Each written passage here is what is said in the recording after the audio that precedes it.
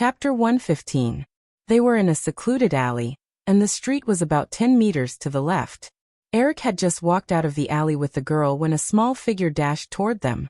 After Victor was escorted out of the lobby by the security guard, he realized that Eric hadn't come out, so he decisively ran to the back door. Eric and Jennifer were both newbies when it came to dealing with paparazzi. They had only thought of a backdoor strategy, but had completely underestimated the paparazzi's shrewdness. Victor didn't mind Eric's action of coming out of the back door. This time he didn't take any photos because the camera had plenty of intimate photos of the two of them, and that was enough. Holding a tape recorder in front of Eric, Victor asked, "Eric, is Miss Jennifer Connolly your new girlfriend?" Eric didn't answer, but pulled Jennifer Connolly and quickly walked to the parking lot. But the girl was wearing high heels, so she couldn't walk very far. Victor followed Eric closely and persistently asked, "Eric, why did you come to watch Dragon? Are you worried that it will threaten the box office of Wind and Moon?" "Eric, when will Dark War start shooting? Did Cruise and Hanks encounter CAA's strong obstruction, just like Richard Gere?" Although Eric was a newbie when it came to dealing with paparazzi, he firmly remembered one of the most useful rules. When faced with paparazzi who suddenly appeared, no matter what they asked or how they provoked, it was best to not say a word. Because no matter what you said, the paparazzi would twist and interpret it according to their own wishes. Seeing that he couldn't get anything out of Eric, Victor decisively changed his target. "Jennifer, when did you start dating Eric? Don't you mind that Eric has another girlfriend named Jennifer? Jennifer, will you be the female lead in Dark War? Jennifer, will you move to Eric's Beverly Hills mansion?" In the face of Victor's questioning, Jennifer's face slowly showed an impatient look. Just as she was about to say something, Eric had already pulled the girl to the side of the Lamborghini, opened the door, and quickly stuffed the girl in. "Hey Eric, since you're treating Miss Jennifer so rudely, does that mean that you two aren't a couple? Then what's your relationship? Is it some kind of deal?" Eric. The scissor door of the Lamborghini was pulled shut. Victor could only slap the windshield of the sports car and ask loudly. Unfortunately, he was destined to get no answer. The sports car started slowly and soon disappeared into the traffic. Along the way, Jennifer Connolly kept her head down and remained silent. Eric was neither a gentleman nor a very patient person. He had planned to take the girl down tonight. Unfortunately, the paparazzi's questions hinted at some kind of deal between the female lead and the male director. Considering Jennifer's feelings, Eric could only give up for the time being. Eric had thought of spending a sum of money to buy Victor's negatives and shut him up. After all, he was the only paparazzi. However, the other party had the tape recorder on, so he didn't have a chance to speak. Moreover, there was a lot of risk in this kind of thing. If the price couldn't be negotiated and the bribe failed, then a small matter like watching a movie together would become a big deal. The Lamborghini stopped in front of the hotel where Jennifer was staying. The girl was still sitting there quietly. She didn't rush to open the door and get out of the car, as if she was hesitating about something. Eric didn't rush her. His fingers danced on the steering wheel like he was playing the piano. He thought the girl had just been frightened and needed to sit there to calm down. "Mr. Williams." After a while, Jennifer Connolly finally raised her head and for the first time, she summoned the courage to look Eric in the eyes. However, her tone was a little more distant. "You didn't break up with the girl named Jennifer Aniston, right?" Eric's fingers suddenly stopped dancing on the steering wheel. He hesitated for a moment and nodded. "Yes." Although Jennifer Connolly didn't have high hopes, her face still showed a sad expression. "Then, Mr. Williams, I think I might not be suitable for the role in Dark War. You should consider someone else." "If it's because of what the paparazzi said just now, Jennifer, I won't pester you anymore in the future," Eric promised casually. He made up his mind to calm the girl down first. As expected, Jennifer Connolly's face showed a conflicted expression. In the end, the girl's pride defeated her desire for fame and fortune. "I'm sorry, Eric. Even if there's nothing between us in the future, those newspapers will still talk about us. I don't want to be seen as that kind of woman." Eric stared at the girl for a long time before saying, "Okay, as you wish." Although he was domineering, he wasn't a bully. Since Jennifer Connolly was so determined, Eric didn't insist. Hearing Eric's words, Jennifer Connelly didn't look happy at all. She knew what her giving up meant. Her career might be at a low ebb for a long time. The girl was about to open the door and leave when Eric suddenly stopped her. Jennifer, wait a minute. Jennifer had no choice but to sit back down and look at Eric in confusion. Eric searched his pockets for a long time, but couldn't find anything like a business card. He could only take the girl's handbag and take out a lipstick from it. He forced the girl's small hand to quickly write a string of numbers on it. This is my home phone number. If you need my help in the future, you can call me at any time. Jennifer looked at the Arabic numbers on her hand, and finally nodded her head to thank him before opening the door and leaving. Jennifer Connelly didn't dare to look back until she walked into the hotel lobby. She found that the Lamborghini was still parked in the same place. The girl quickly turned her head back and looked away. When she returned to the hotel room, she felt a little tired. She put her handbag on the coffee table and walked into the bathroom. She turned on the tap and looked down at the string of numbers in her hand. She reached out her hand a few times but couldn't bear to wash it away. In the end, she sighed softly and went back to the living room to find the address book. She wrote down the number and went back to the bathroom to take a shower. 20 minutes later, the girl returned to the living room wearing a bathrobe and using a towel to dry her wet hair. Just then, she heard a knock on the door. "Jenny, I just heard a waiter say that you're back. Why are you back?" Agent Lester had a bad feeling in his heart and asked in a nervous tone. "Sorry, Jim. I just turned down that role." The premonition in his heart became reality. Lester's lips trembled a few times, but it turned into a dejected voice. "Jenny, you're too impulsive. Do you know how many girls submitted their information to Firefly for this role? More than 2,800 girls, but only about 200 got the opportunity to audition. I heard that Eric Williams also turned down a few A-list Hollywood actresses. Listen to these numbers. You should understand how lucky you are." Chapter 116. Hearing Lester's words, the woman was speechless for a moment. She also realized that she was being reckless and willful, but she did not regret it too much. Lester asked again. "Jenny, Eric Williams just treated you to a meal. Even if he makes some outrageous requests, if you don't want to, you can just politely refuse. He may be young, but he's a big shot in Hollywood now. He won't do anything that's too out of line. Why do you have to turn down the role?" "It's not because of that. It's because when we came back, the paparazzi took pictures of us," the woman explained a little irritably. "I don't want to be known as the kind of woman who uses her body to get to where she is. At most, I'll just endure for a few more years." Lester followed Jennifer into the room and sat down on the sofa. He explained earnestly, "Jenny, Hollywood only remembers the winners. As long as you become a top actress, no one will bother you about what you did in the past. You don't even have to say anything. Many people will take the initiative to help you cover up your past. That's the real reality. Moreover, many women in Hollywood want to get a chance. They're even willing to accompany those old and ugly men. In comparison, Eric Williams is young and handsome. It shouldn't be hard to accept something happening with him, right?" Jennifer Connelly pouted. "But he has an official girlfriend." "Then you can snatch him." Lester waved his hand in the air. "Don't you have confidence in your appearance, Jenny? I know that Williams has an official girlfriend, but so what? They're not even engaged.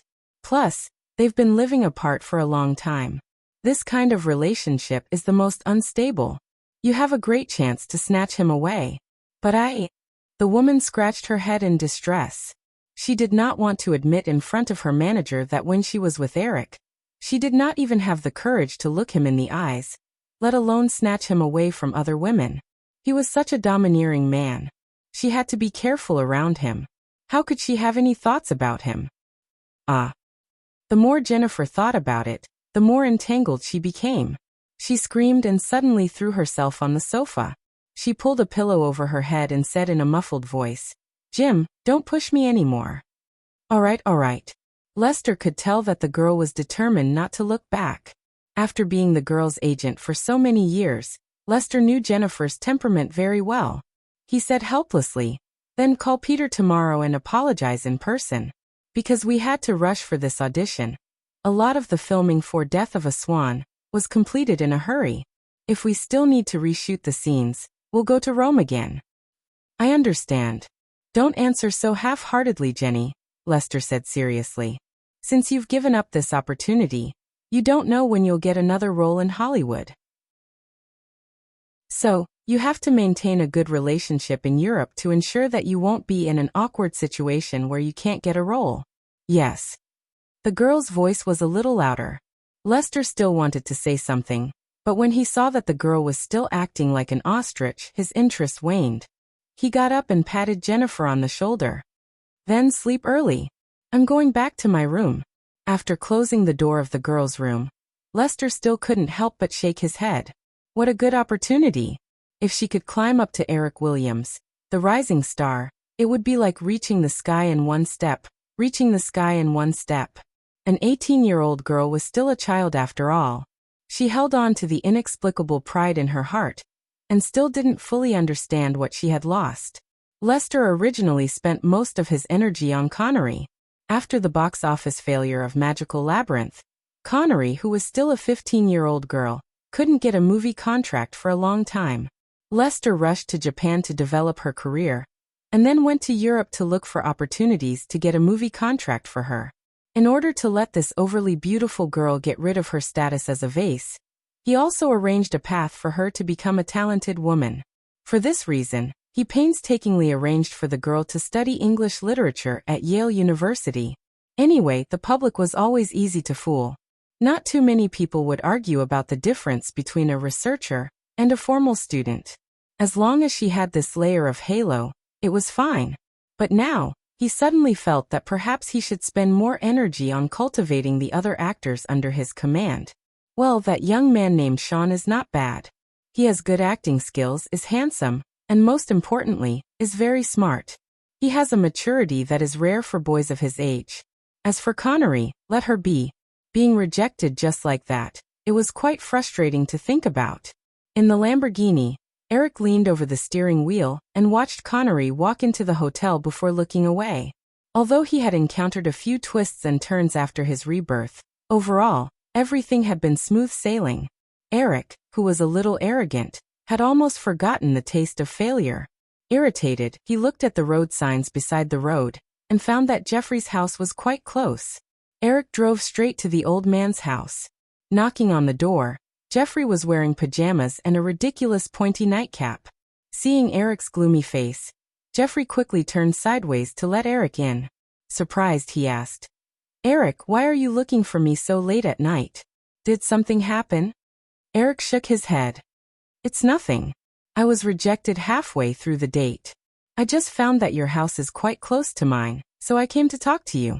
Jeffrey, who was about to pour water for Eric, stopped and turned his head in surprise. "Just because of this?" "Well." Jeffrey put the teacup back and turned to condemn him. "You bastard, get out of here. Can't you see that it's almost 11 o'clock? I worked myself to death managing your company during the day, and you still come to harass me in the middle of the night." Eric scratched his head and protested. "Hey, don't be so angry. I'm very fragile right now. I need to be comforted. Get out of here." Jeffrey walked unceremoniously to the sofa, grabbed Eric's collar and pulled him up. Jeffrey, don't pull. My suit costs more than 2,000 yuan. Eric got rid of the old man and threw the Lamborghini key on the coffee table. "I'll leave this car with you. Let me drive your car." Jeffrey glanced at the logo on the car key. "The Lamborghini gave you the ghost. Why do you want mine for such a good car?" Eric said gloomily. "Don't mention it. The paparazzi took pictures of it the first time I drove it out. It'll definitely be on the newspapers in the next 2 days. There's only one purple ghost in the whole of Los Angeles now. Do I still dare to drive it?" "All right, follow me." Jeffrey brought Eric to his garage and handed a car key to Eric. "Drive my Buick." Eric saw a brand new Mercedes-Benz parked next to the Buick. He pointed and said, "This one, give me this one. I'll trade my Lamborghini for yours."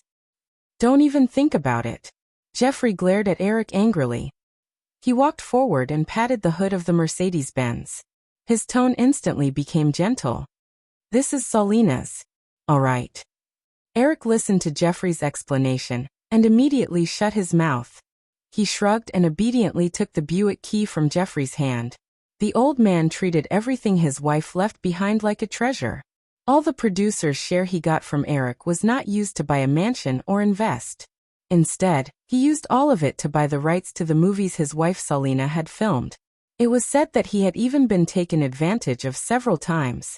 In front of such an infatuated man, Eric would have to step over the old man's corpse if he wanted to drive the Mercedes-Benz away. He drove the Buick all the way to Malibu and stopped in front of Virginia's small villa. He knocked on the door of the girl's house and directly carried the petite woman into the bedroom. "Ha, you're really a little bastard. You were rejected by another girl and now you're tormenting me. Quick, tell me, what kind of girl rejected our successful Eric Williams? I'm really curious. Vicky, let's not talk about this, okay?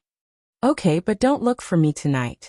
After the repeated commotion, Eric gradually calmed down and realized that his mentality was too unbalanced.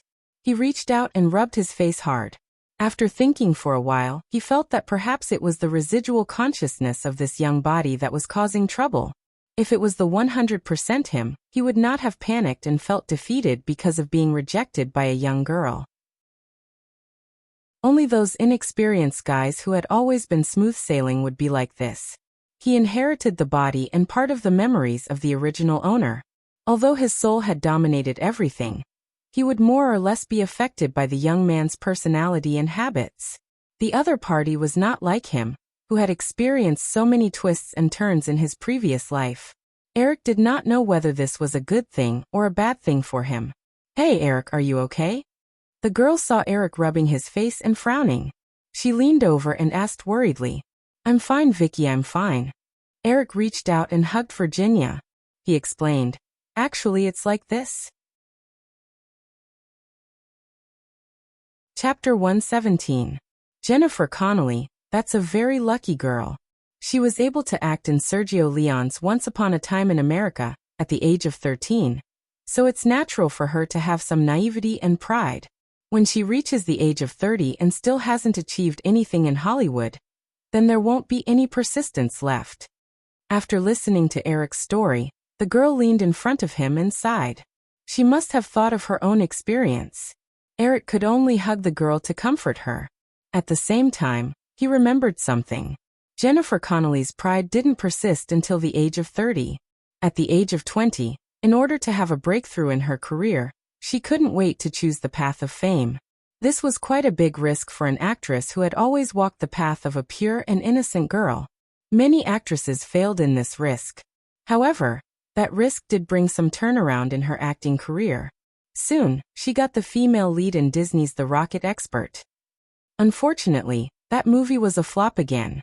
So far, since the girl's debut, the big movies she acted in including Once Upon a Time in America, Magic Labyrinth, and The Rocket Expert, all failed at the box office.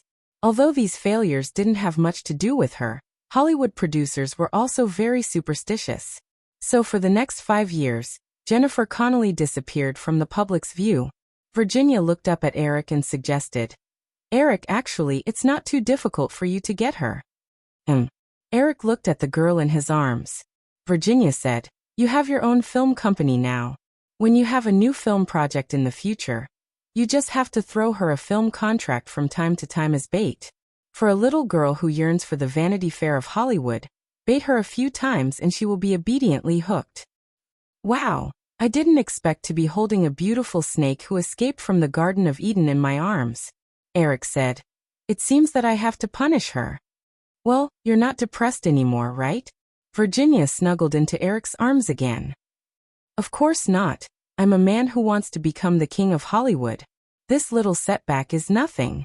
In the future, I want to reach even higher heights than the Playboy Howard Hughes," Virginia retorted.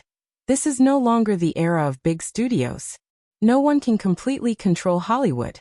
And he still calls himself the king of Hollywood. What a joke." "It's very simple. Just turn Hollywood back to the era of big studios. You are really arrogant. When the day comes, don't forget to send a message to me from heaven." Eric smirked. "I'll send you to heaven right now. Although Eric played until late last night, he still woke up early. If a person wanted to make a difference, a good work and rest habit was necessary. He put on his clothes and went down to the second floor. He did some simple exercises in the courtyard and prepared breakfast for two. However, there was still no movement from the girl upstairs. Eric didn't wake her up. He walked out of the courtyard and took out today's newspaper from the mailbox, reading it as he ate. Virginia didn't order many newspapers, but Eric still found news about him because it appeared in the entertainment section of the famous Los Angeles Times. Although it wasn't the headline, it was still in a very prominent position. Williams watched Mighty Dragon with his female companion, worried that the box office of Wind and Moon would be affected. Last night, someone met the young director Eric Williams on Wilshire Boulevard in Beverly Hills. The other party drove a purple Lamborghini Monster sports car and acted intimately with Jennifer Connelly, a Hollywood child star and beauty. Jennifer Connelly was lucky enough to act in the classic movie Once Upon a Time in America at the age of 13. Then, she acted in a series of works such as Magical Labyrinth. However, this girl with exquisite looks didn't have a smooth path to stardom. She didn't have any outstanding works in recent years. Under such circumstances, she appeared together with Eric Williams and acted intimately. Did this mean that another Hollywood Cinderella was about to be born? Coincidentally, Williams' new film Dark War was undergoing intense auditions for the female lead. According to reliable sources, Jennifer Connelly also participated in the audition. It was hard not to think that the female lead had already been decided. It seemed that the hundreds of girls who were full of expectations for the audition were going to be disappointed. After the two of them got out of the Lamborghini together, they didn't go shopping or other activities. Instead, they went straight to a cinema and watched the pre-screening of Richard Gere's new film Mighty Dragon. When they walked out of the screening room, Eric Williams looked solemn. After noticing the reporters, he pulled Jennifer Connelly and hurriedly left through the back door. He didn't say a word the entire time. It seemed that Mighty Dragon's killing formation had put a lot of pressure on Eric. When Richard Gere saw the script of Mighty Dragon's killing formation, he praised it greatly and resolutely gave up on Williams' Pretty Woman. This movie is a hot action movie created by Hollywood's new action movie director, Claudio Harrington, and the famous movie star, Richard Gere, at a cost of $20 million. It incorporates fighting, racing, gunfights, explosions, and many other elements. After the pre-screening, it received unanimous praise from film critics and audiences. I believe it will bring you a passionate visual feast during this Easter period.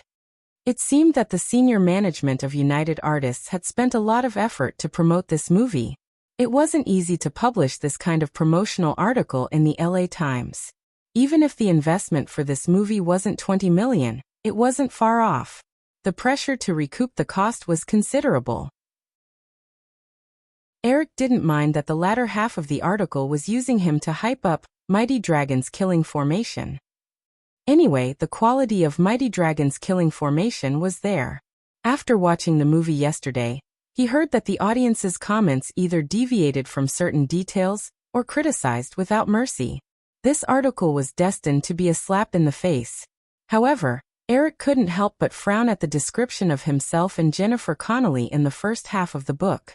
Although it wasn't explicitly stated, everyone could see that it was hinting that there was some kind of unfair transaction in the selection of the female lead in his new film.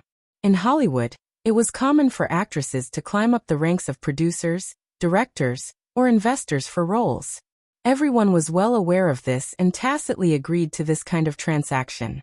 However, this kind of thing could only be done in private. Once it was exposed by the media, the people involved would definitely be questioned and condemned by the public. Their social image would also be affected.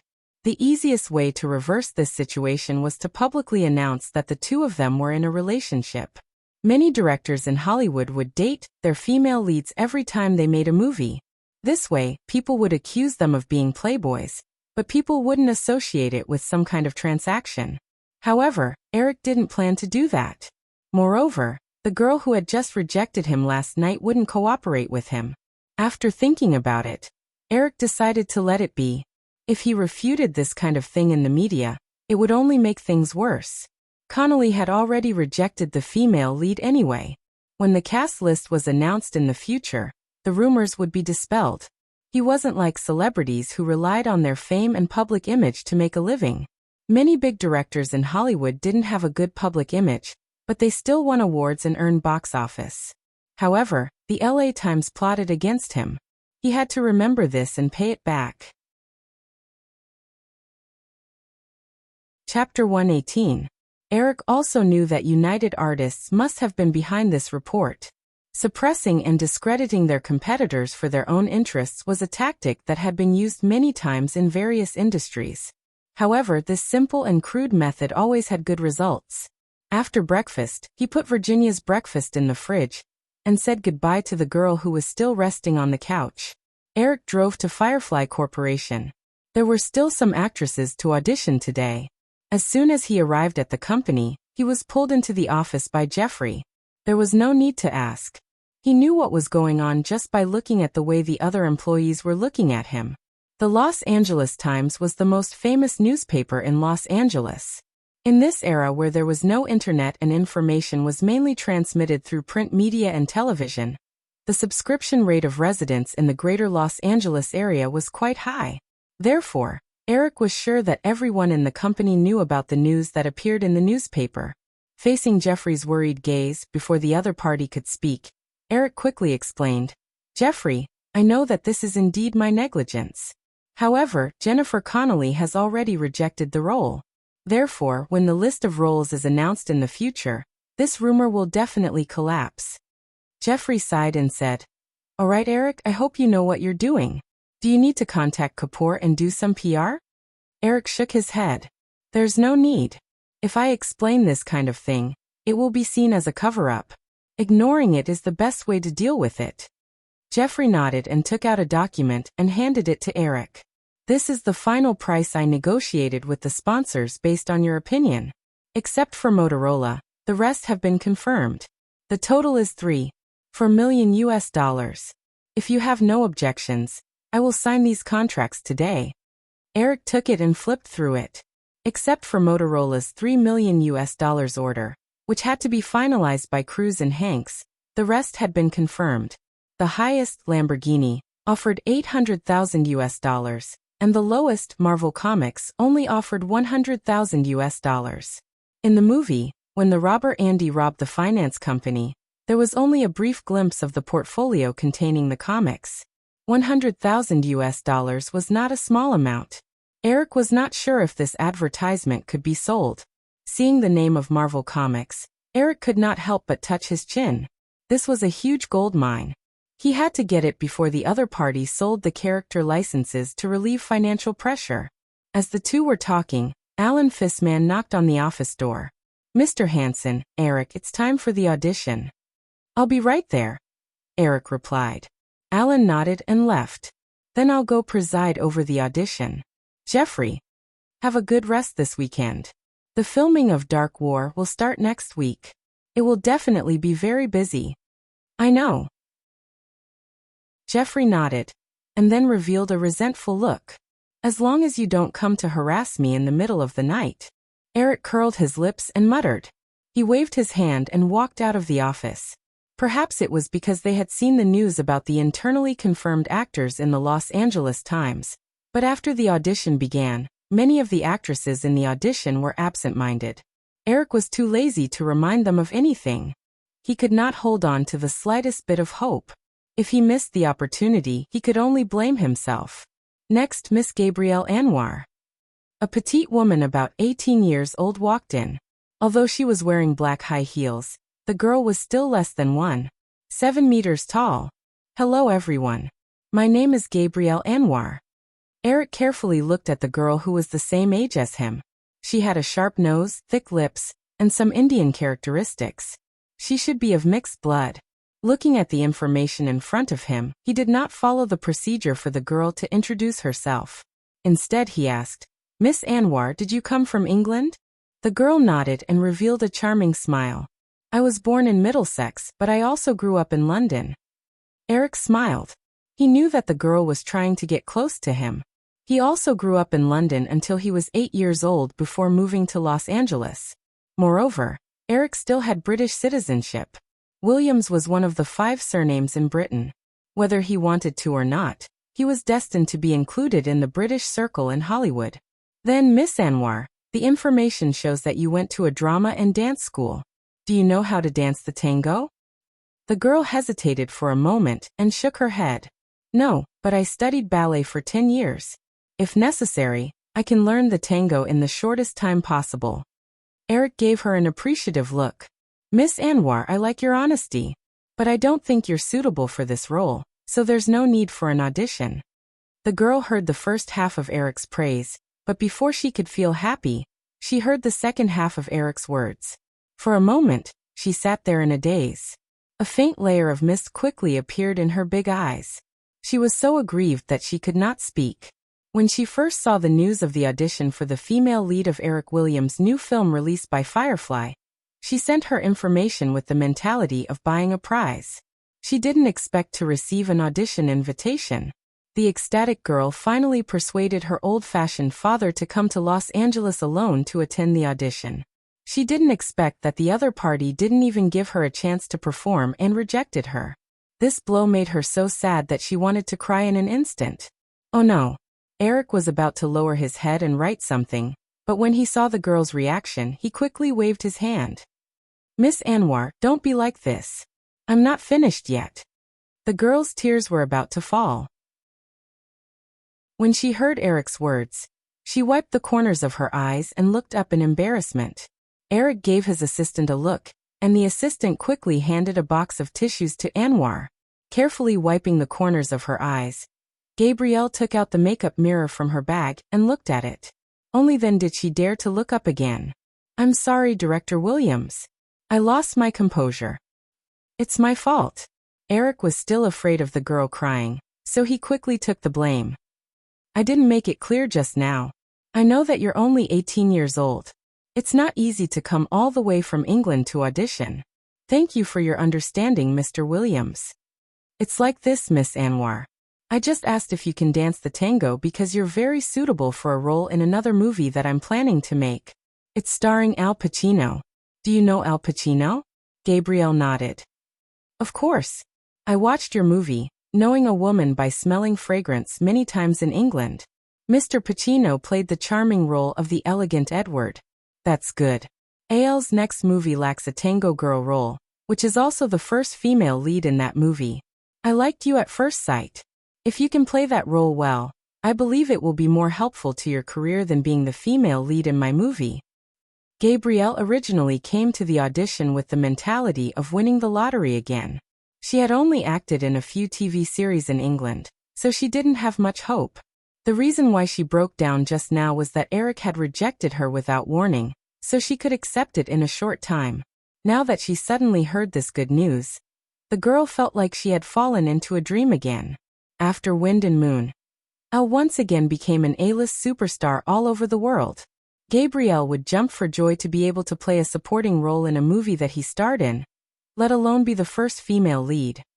Mr. Williams, I really don't know how to thank you, the girl said excitedly with her hands clasped in front of her chest. Eric finished writing what he wanted to write, and asked his assistant to pass it to the girl. He smiled and said, Miss Anwar, don't be happy too early. Although I do have the right to decide the role in that movie, I still have to consider the opinions of Al and the director, Mr. Martin Brest. You have about a week to prepare. If your performance is too poor, I can only say sorry. I will definitely work hard, Gabrielle said. She took the note and looked at the string of numbers and a few messages on it. She asked, Mr. Williams, what is this? UTA? Oh, it's the phone number of the CEO of United Elite Agency, Mr. Capel Sid. You need to call him and ask him to arrange a temporary agent for you, and help you find a dance teacher to train in the tango steps for a week. If your performance is approved by Al and Martin after a week, you will need to join UTA. Miss Anwar, are you willing? Being able to stay in Hollywood was the dream of many foreign actors. Anwar nodded without hesitation. Of course I'm willing. Gabrielle Anwar was purely an accident. Eric did not have any ulterior motives for this girl, who was the same age as him. It just so happened that she was originally the tango girl in Knowing Women by Scent. The tango between Anwar and Al Pacino could be said to be the highlight of Knowing Women by Scent. Since she could appear here several years in advance, it could be considered fate. Eric decided to go with the flow. The girl's performance would not disappoint him. After sending Gabrielle away, Eric opened the next document and glanced at it. Brooke Little Silk. Heh, another legendary beauty from Hollywood. Compared to the purity of Jennifer Connelly, the beauty of Brooke Little Silk, who walked into the audition room later, was a little more fierce in Eric's eyes. However, from the sparkling eyes of the staff around him, Eric understood that Brooke Xiaoxi, who was said to have the bloodline of nobility from 4 countries, was more in line with the Western aesthetic standards. Otherwise, she would not have been jokingly called the 8th wonder. Chapter 119. Although the 24-year-old Brooke Moss was breathtakingly beautiful, and she had acted in many movies since her debut at the age of 12, Eric didn't dare to compliment her on her glorious resume in his previous life. This great beauty was the first worst actress of the Golden Raspberry Awards after the birth of the famous Golden Raspberry Awards. After that, she had been the 2nd, 5th, and 10th Golden Raspberry Awards for Worst Actress. After that, she was nominated for the Golden Sour Plum Worst Actress of the Decade and Worst Actress of the Century. If one were to find a Hollywood actress who was as famous as Brooke Xiaoxi, only Madonna Ciccone, who had been defeated repeatedly, could be comparable to her. If it weren't for the fact that meeting girls on the bus didn't require much acting skills, Eric wouldn't even be interested in interviewing the beauty in front of him. He wasn't at the point where he would risk a big-budget movie for her beauty. Because the audition was set to be a working girl, most of the auditionees deliberately changed into the makeup of an office girl, and Brooke Xiaoxi was no exception. Therefore, Eric couldn't appreciate the girl's figure in jeans. After greeting her and chatting for a while, Eric asked, "Miss Xiaoxi, what we need is an actress with a gentler temperament, like the girl next door, but your temperament is too fierce. If you can get this role, do you mind if the makeup artist does some necessary modifications to your face?" Brooke Xiaoxi asked, "Mr. Williams, can you be more specific?"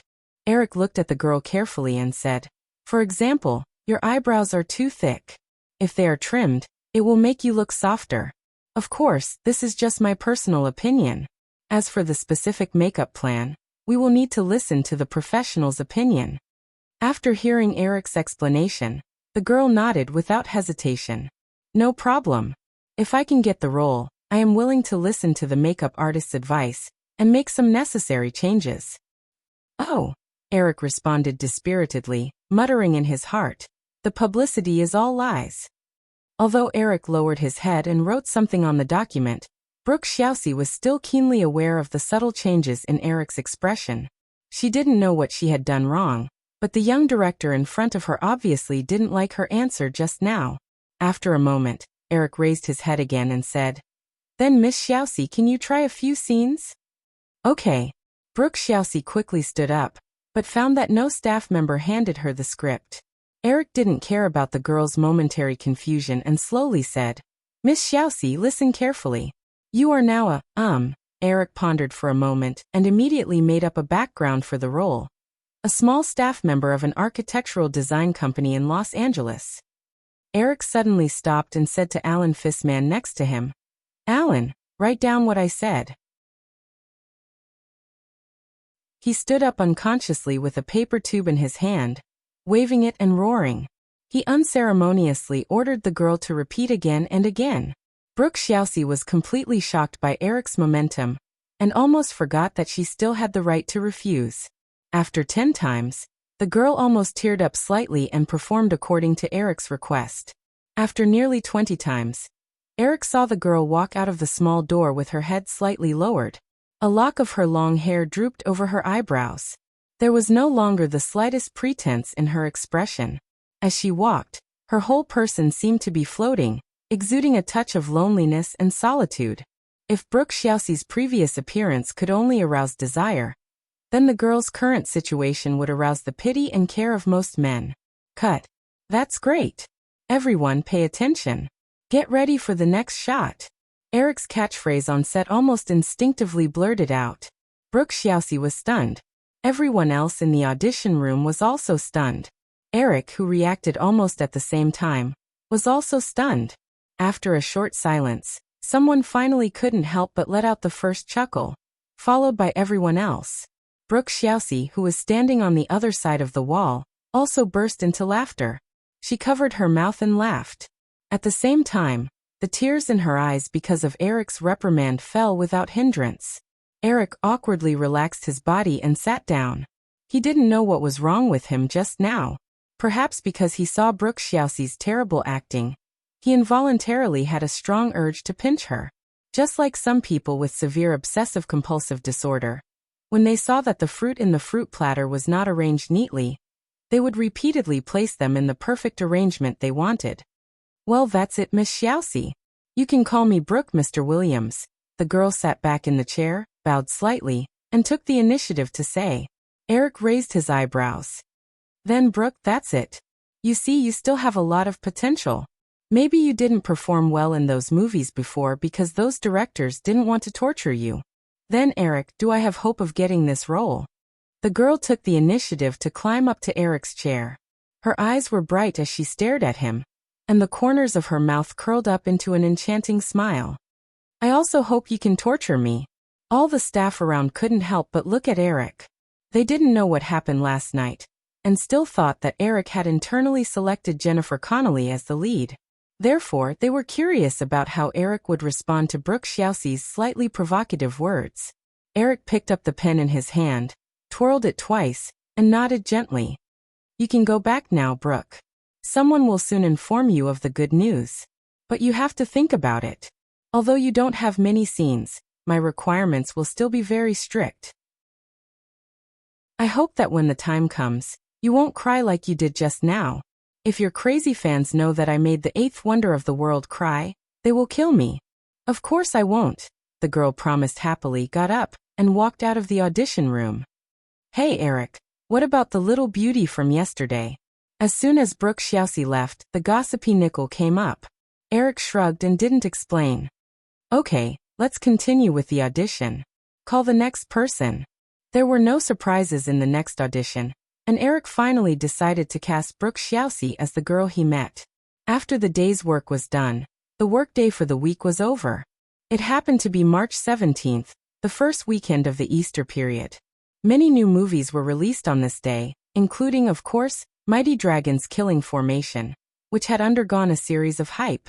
United Artists won 1,927 screens for this movie, which was dozens more than Wind and Moon, which was released more than a month ago. Previously, because it hadn't been released on a large scale, United Artists had been guiding the movie's reputation in the media, and most of them were still praises. However, after the premiere the next day, the movie was met with almost one-sided criticism. Chapter 120. The setting of the male lead is very bizarre. He has a doctorate and is good at a very mysterious Eastern Tai Chi, but he is willing to work as a henchman in a bar. Then, the director awkwardly made him into a paranoid Avenger, but he is not a qualified Avenger. He can kill those small fries without hesitation, but he will be soft on the bully who hates him the most. In the end, he is almost killed by the other side. All in all, this is a very awkward and tangled movie. Chicago Tribune. The film is full of lawless private law enforcement, lawless destruction, and unscrupulous violence. It is simply a farce. Movie Guide magazine. I only saw brawls, broken beer bottles, a group of brainless girls, and blood splattered everywhere. The plot was pale and unconvincing. Richard Gere's muscles, which were specially trained for the movie, were not interesting at all. His actions in the movie were not even as neat as those of the supporting villains. Montreal Film Magazine. A hilarious and noisy fable of the fist. Real Film Reviews. This is a movie that can completely remove the male lead, and then things will still develop according to the plot of the movie. The double dice bar is rectified, which arouses the greed of the bullies. A series of violence, arson, murder, and then the town residents who can't bear it rise up and kill the bullies. Richard Gere gave up Eric Williams's Pretty Woman for such a movie. I don't know if he will lose sleep because of regret. Hollywood Information Daily, except for the rock score interspersed with it. This movie is simply nothing. Rolling Stone magazine. Because of the vigorous promotion of the movie in the early stages of United Artists, the occupancy rate of Mighty Dragon Killing Formation, on the first day of more than 1,900 theaters reached more than 70%, but with the one-sided bad reviews of the movie after the public release, the occupancy rate plummeted. 3 days later, the box office of the first weekend of the Easter period was released. In the 6th week of release, Pretty Woman, unsurprisingly, experienced a box office reversal, earning more than $2.4 million more than last weekend. It took the first place of the 3-day weekend box office with $11.27 million. The 6-week total box office was $97.69 million. It was believed that after this week, Eric would usher in the third movie he participated in that box office exceeded $100 million. Considering that there were still a few months before Eric's 19th birthday, this result would certainly lead to another round of media hype. Although Mighty Dragon Killing Formation had nearly 2,000 screens, with the significant drop in occupancy on Saturday and Sunday, it only earned $5.25 million in the first weekend box office. Less than half of Pretty Woman was ranked second. In third place was Universal's crime comedy Fletcher's Life, which earned $5.04 million in more than 1,400 theaters. Because of Columbia's increased support in the Easter period, Home Alone unknowingly earned another $4 million in box office and steadily approached $300 million. Everyone was numb to this box office dark horse that had been at the top of the box office for 12 consecutive weeks, and was still in the top 5 after 4 months of release. Maybe one day, Home Alone would suddenly accumulate $300 million in box office. When the public saw the number, they would open their eyes wide again and let out a wow. In the new week, Eric finished the casting auditions for Dark War and handed over the auditions for Island Horror and Smelling Women to the 2 directors. He then began to run around the greater Los Angeles area to select scenes for the movie. Although Dark War didn't need many scenes, there were a lot of scenes that needed to be shot with road closures. However, it wasn't easy to find a suitable location. At the same time, Eric also discovered his lack of strength. As the headquarters of Hollywood, Los Angeles had a lot of policy support for movies, but it didn't mean that the film crew could do whatever they wanted. Many scenes needed the approval of various municipal departments. Although there was a lot of flexibility, the process was very cumbersome. Moreover, the relevant connections were indispensable. Although Eric was now very famous, he couldn't compare to those famous directors and gold producers who had been famous for many years. Sometimes other people could get things done with just a phone call, but he had to personally communicate with them. Fortunately, Columbia attached great importance to this movie. In order to ensure that the movie could start shooting as soon as possible, they specially sent an experienced producer to assist Eric in the preparation, which greatly reduced the preparation time. While Eric was selecting scenes for Dark War, another thing happened. This storm started with Richard Gere, a former superstar who was almost 40 years old. After the box office of Wind and Moon was released on the first weekend, he started brooding about losing the male lead role in Wind and Moon. He knew that he had missed a very precious opportunity to return to the A-list superstar industry. Especially after the box office failure of Wei Long, he became even more frustrated and regretful. After Wei Long, Richard Gere desperately wanted to get another movie to make a comeback. He also felt that CAA had the responsibility and obligation to help him because they owed him. If it wasn't for Michael Ovitz's personal grudge, he wouldn't have given up the male lead role in Wind and Moon. Because of this, Richard Gere had tried many times to meet with Michael Ovitz.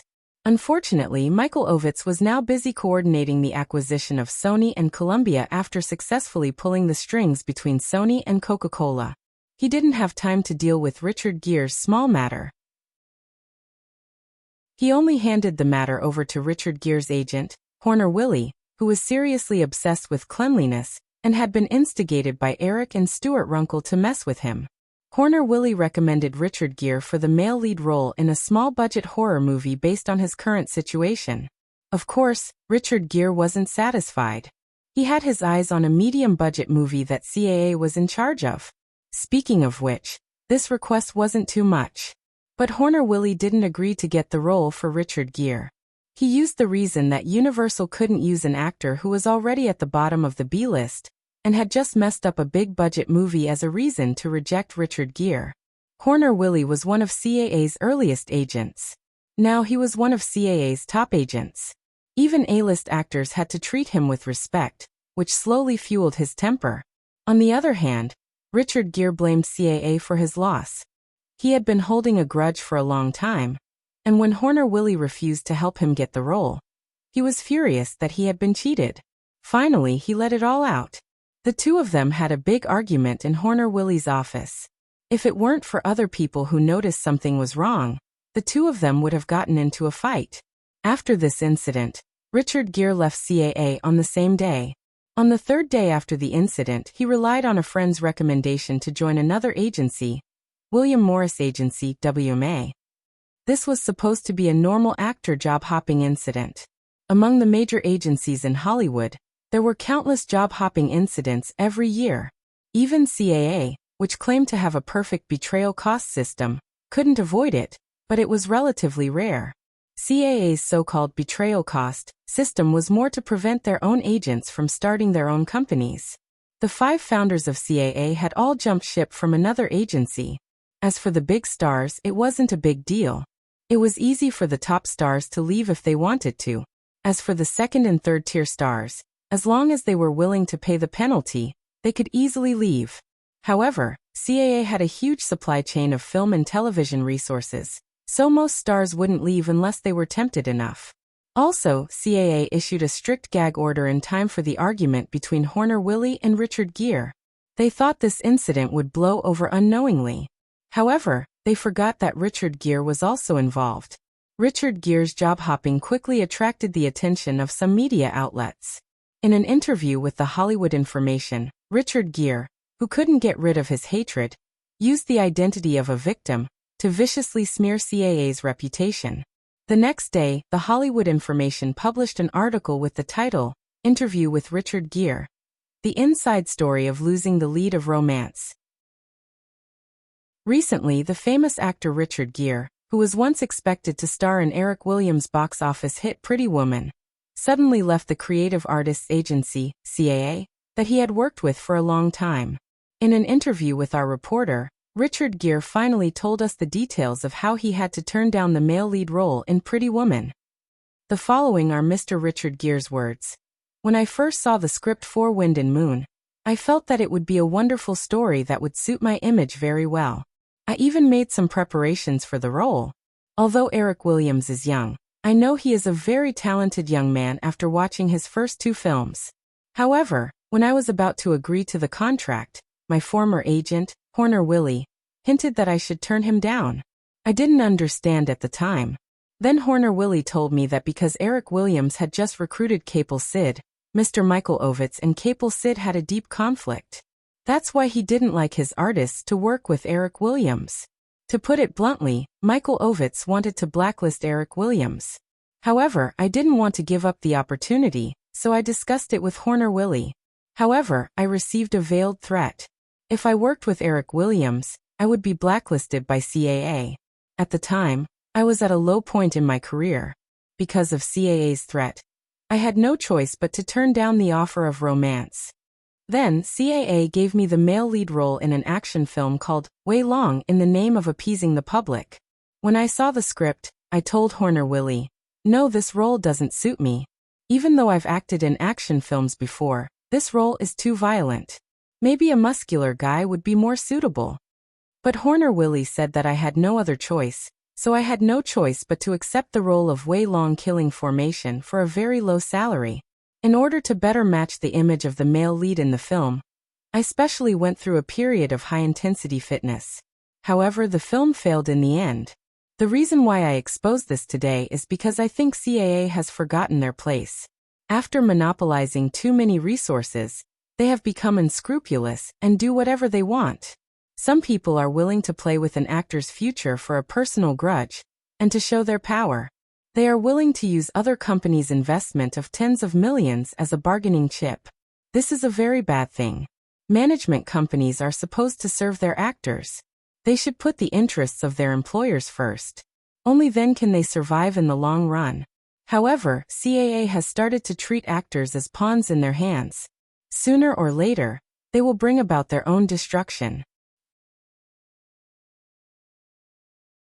Chapter 121. If Mighty Dragon Killing Formation was a fuse, then Richard Gere's interview published in the Hollywood Information Daily was the spark that ignited it. On the day the interview was published, CAA's spokesperson refuted Richard Gere's remarks as complete nonsense. He also vowed that if Richard Gere made such irresponsible remarks again, CAA would take legal action to seek justice for itself. Many people could see that Richard Gere's remarks were made out of anger. He put himself in the perspective of a victim. There were many loopholes in his remarks that could be easily pointed out by people with some industry knowledge. However, this didn't prevent the media from digging into some of the facts in his remarks. The power of gossip was strong. Thus, from the next day onwards, the media began to publish articles about the grudge between Michael Ovitz and Capel Sid. After Capel Sid left CAA, he found it difficult to make a move in Hollywood, and was almost forced to flee to Europe. This was once again exposed. Although CAA had grown into a towering tree, it wasn't without its dark history. Coupled with its forced bundling sales strategy, it was bound to cause some movies to fail. These failures were naturally dug up by the media. From mutual appreciation to falling out, the past of two ace agents must be told. The top 10 victims of CAA's bundling sales. A checklist of the 9 superstars that have declined after joining CAA. The black hand that made the film and television industry's costs skyrocket. A comparison of Hollywood's 10 years of film costs. The destroyer of industry rules. As more and more articles defamed CAA, a trend of demonizing CAA began unknowingly. CAA's growth over the years not only severely squeezed the survival space of other Hollywood agencies, but Michael Ovitz's bundling sales strategy also made many Hollywood studios miserable. Not only did CAA greatly increase the salaries of stars, but because of the bundling strategy, studios had to pay a lot more than their budget. The 6 major Hollywood movie giants were slightly better off. Usually, they could still get the majority of the say in the confrontation with CAA. However, the large number of second- and third-tier Hollywood movie companies, as well as independent filmmakers, were completely powerless in the face of CAA's binding strategy. They didn't have Eric's fame and confidence, so they could only obediently accept CAA's binding conditions. There were numerous agencies, a huge group of film companies, countless independent filmmakers, and finally, there was the media that was critical of CAA's bundling of TV series projects. If any of these forces were to use their power to smear CAA's reputation, CAA would be in deep trouble. Moreover, almost all of these forces were acting instinctively without any communication. Of course, it wasn't that no one supported CAA. Some actors under CAA more or less said a few good things about CAA in interviews. Actually, CAA had been constantly giving in to the negotiations regarding Cruise and Hank's salary. Before Mighty Dragon was released, CAA asked for 12% of the profits. When the media exposed CAA's initial offer, the other party asked for 10% of the profits. Even though CAA immediately clarified that the 2 superstars' offer wasn't that high, the media seized on this matter and made a big deal out of it. Some analysts also expressed their opinions in the newspapers. They said that if CAA's profit-sharing model became popular, it would increase production costs and reduce profit margins. It would be even more difficult to make a profit. Under such circumstances, it would definitely affect the enthusiasm of Hollywood studios to make movies and deal a fatal blow to the rapidly recovering film industry in the United States. Some media even began to call for the federal government to investigate CAA's actions of disrupting the film industry. Under the influence of some forces, a member of the California State Assembly was interviewed by the media. He said that he might investigate CAA's offer and suspected monopolization. Although the senator quickly denied his statement, it still put a lot of pressure on CAA. What were the American industry giants most afraid of? Their number one fear was not the tax bureau, but antitrust investigations. Let's not talk about the cases of other industries for the time being. In Hollywood alone, because of the Paramount bill, The Hollywood film industry had been silent for many years. Michael Ovitz, who had left the negotiations with Sony and Columbia, returned to CAA to oversee the overall situation. In order to stabilize the situation, he personally met with Cruise and Hanks. He hoped that the two would give up on the previous profit-sharing plan and only take a portion of the film's remuneration to help CAA survive this crisis. Hanks was easy to talk to because he had never taken a share of the profits before. He had never even taken a $5 million salary. He only took $2 million for Futurama, which grossed over $100 million at the box office. He also valued his collaboration with Eric, so he agreed. Tom Cruise, on the other hand, expressed that he wanted to reconsider. The next day, Beautiful Soup and his agent, Paula Wagner, announced that they were leaving CAA. Then they reopened negotiations with Firefly on their own. Cruise had always been an ambitious person. Coupled with the public opinion storm this time, Cruise felt like he was being manipulated by CAA like a chess piece. For a superstar who was full of energy, strong in control, and very capable, this feeling was extremely difficult to accept. In addition, because of the success of Rain Man, he saw another way, which was to cooperate with those film companies in the form of profit sharing. This could bring him more benefits, and at the same time, Cruise also hoped to gain more control of the film production. The first step for Cruise was to get rid of CAA and go solo if he didn't want to be restricted by his agency. Cruise's decision to leave CAA at this juncture was tantamount to stabbing them in the back. Chapter 122. Due to Michael Ovitz's insistence on CAA's private partnership strategy, even though CAA had developed into a giant in the industry, it wasn't listed. Therefore, even though this storm was fierce, as long as it was dealt with properly, it wouldn't cause too much substantial damage to CAA other than affecting its business for a period of time.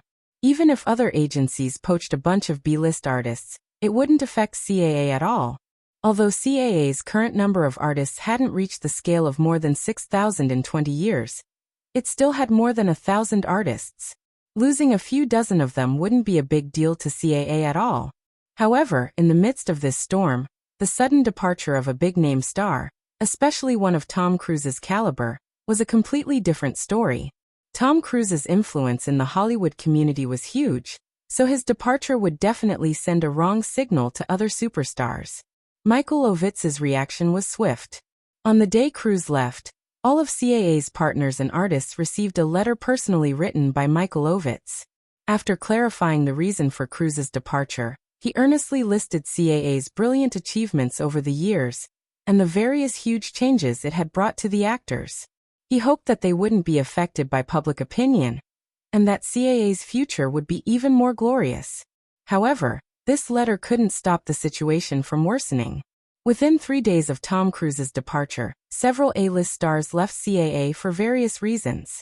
These stars had joined CAA because of Michael Ovitz's series of measures to tie them in, which had greatly increased their income. However, with the general increase in Hollywood's income, they were able to earn high salaries even if they were with other agencies.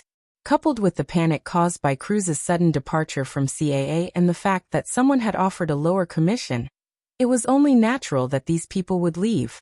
At the same time, more and more stars began to waver. Michael Ovitz was at his wits' end.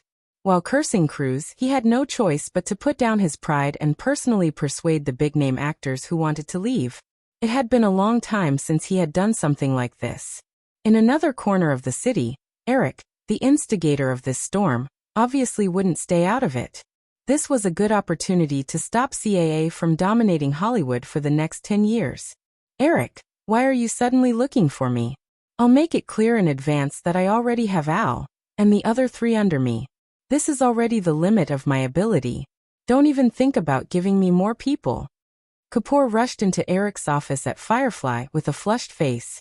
Due to the unfortunate events that had happened to CAA over the past few days, Kapoor would be lying if he said he wasn't happy.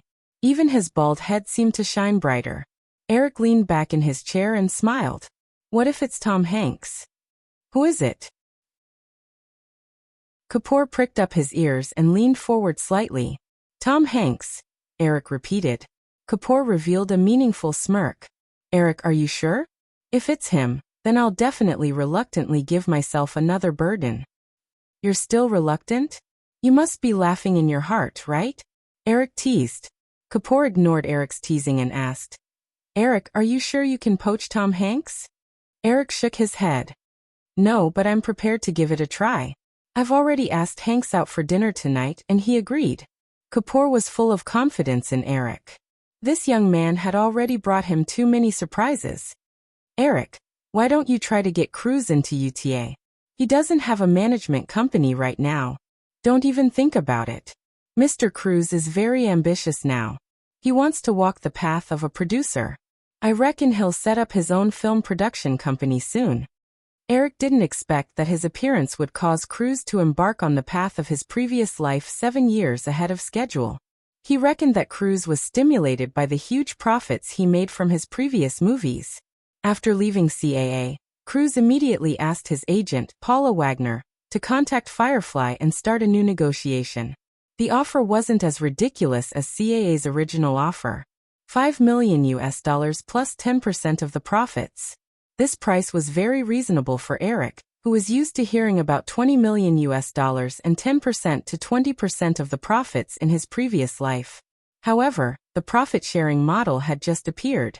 CAA's previous offer was completely ridiculous in this era. Cruz's first offer meant that there was still a lot of room for negotiation. Eric made up his mind to lower Cruz's share to 5%. And he felt that the chances of success were very high. He got the latest news that Tom Hanks agreed to give up on the profit-sharing model and only take a simple salary. Even though Cruz was a little more famous than Hanks, the difference wasn't that great. Once Hanks's offer was exposed, Cruz probably wouldn't have the confidence to ask for a high profit share. This was a problem limited by the era. Cruz had tasted the sweetness of a profit share in Rain Man. But in this era where actors generally didn't get a share of the profits, his last attempt was more of an exception. As mentioned before, Cruz was able to get a share of the profits from Rain Man, because the production cost of Rain Man wasn't enough. Cruz had no choice but to lower his own salary. That share was more like compensation for the loss of Cruz's salary. However, the box office of Rain Man was too good, so the compensation was a little too high. Eric had thought of poaching Hanks after hearing that he had given up on the profit-sharing plan. He felt that it would be the easiest time to poach Hanks. CAA had just promised to give him a share of the profits, and now it was suddenly gone. It was impossible for Hanks to not have any thoughts. Others might not understand, but Eric knew Hanks's potential. Plus, the next 10 years would be the time when Hanks's acting career would explode. Not only would he accumulate billions of dollars in box office, but he would also become the second person to win the Oscar for Best Actor after half a century. Even though Eric said that he wasn't confident in poaching Hanks, he felt that he had a 90% chance of getting Hanks. Compared to CAA, his bargaining chip was more attractive. Okay, let's not talk about Cruz anymore. Kapoor, I actually called you here for something else. Eric took out a manuscript that he had spent a few nights writing and handed it to Kapoor. Help me take a look. What do you think of my conclusion? Kapoor took the manuscript and glanced at the title. CAA Revelation. How an Agency Giant Was Formed. Kapoor flipped open the manuscript and slowly read it. The more he read, the more serious his expression became. After he finished reading the manuscript, Kapoor slowly raised his head and looked at Eric like he was looking at a monster. The manuscript was very long. It was more than 10 pages long. It described in detail how the 5-man team at CAA had jumped ship from WMA to TV dramas and gradually developed a bundled sales system. In a short 15 years, they had formed a brand new and unique business concept. The reason why Kapoor was shocked was because as a top agent at CAA, he could understand the contents of Eric's manuscript with a single glance. Furthermore, he had experienced most of the operations before. However, he didn't have the ability to systematically plan out these things and form a comprehensive management theory. Also, he was curious as to how Eric knew all of this.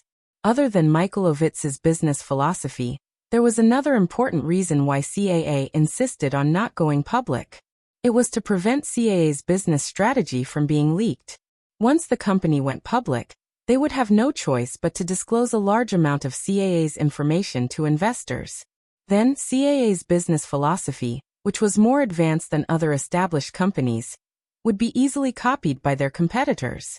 A company's business method wasn't something that could be patented. If other agencies copied CAA, then CAA's advantage would no longer exist. Kapoor couldn't help but gulp. He carefully raised the manuscript in his hand and asked, "Eric, did you write this?" "Yeah, I just want you to help me see if there are any mistakes." "Oh yeah, Kapoor, you won't object to me publishing this, right?" Kapoor quickly shook his head and smiled bitterly. "If I had the ability to summarize these things, I would have published it a long time ago. Why would I wait until now? Eric, I don't understand you anymore. I can understand all the theories you said, but if you want me to end it, I don't know where to start." Eric just smiled and didn't explain. In this era, CAA's business strategy was full of mystery in the eyes of other companies. Even if other agencies poached some agents from CAA, they could only obtain incomplete information if they wanted to obtain their business strategy. However, for Eric, who came from the information age, CAA's business strategy wasn't that mysterious. In his previous life, around 1996, CAA had grown into an unshakable behemoth. It attracted the attention of a reporter.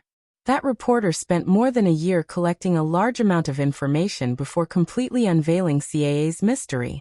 The public finally understood why the head of CAA, Michael Ovitz, was named the most powerful person in Hollywood. But at that time, CAA had already grown into a giant monster. Even if Michael Ovitz, who created CAA, wanted to challenge this giant monster, he would only end up defeated. CAA's agents were all parts of CAA's giant machine. They could help CAA continue to operate, but if you asked a part to explain the operating principle of this giant machine, it would be like a blind man trying to figure out an elephant. The only person who could completely explain this business theory was probably Michael Ovitz himself. Of course, now there was another person, Eric. Chapter 123. Even before that, CAA had bundled more than 150 movies in just over 4 years after 1985, and they had more than a third of the TV series market share. Therefore, the turmoil during this period was caused by competitors and producers who had their profit margins reduced. They knew they couldn't affect CAA too much, but they couldn't help but spit at them. From Eric's point of view, CAA's winning formula was its unique business model. Therefore, even after Michael Ovitz left CAA, CAA was able to continue to develop without any hindrance.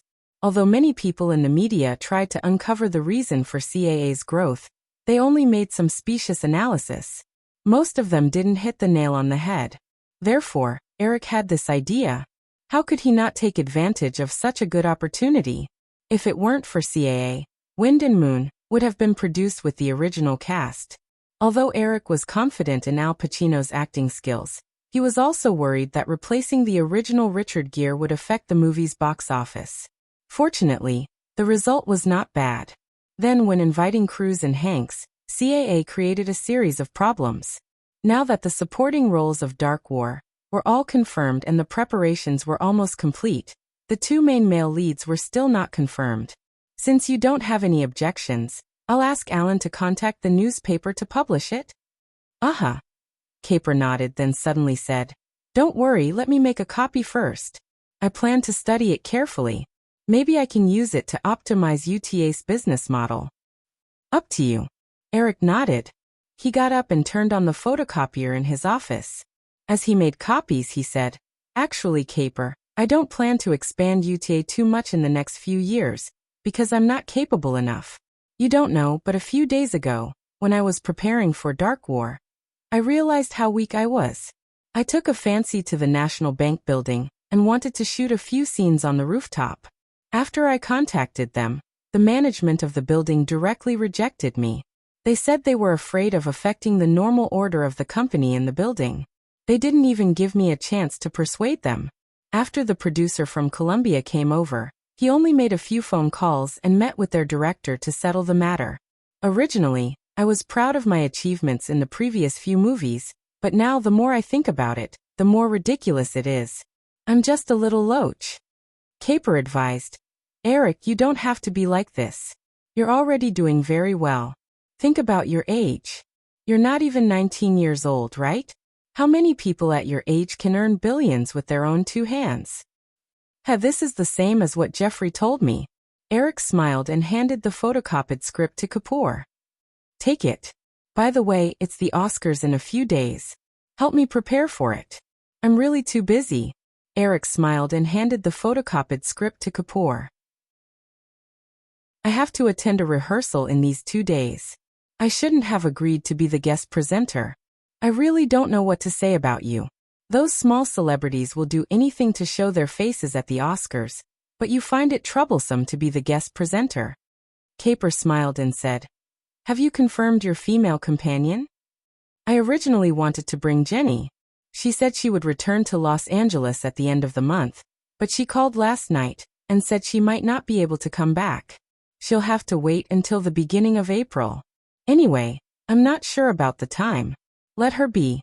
If she can't make it, I'll bring Drew along, just like the Golden Globe Awards.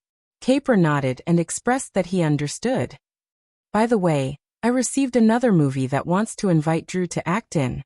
I think the script is good. Should I continue to reject it? Reject it. I don't plan to let Drew take on any movies for the next 2 years. Caper nodded. He thought for a while and said, If that's the case, then I suggest that you don't bring Drew along for the Oscars.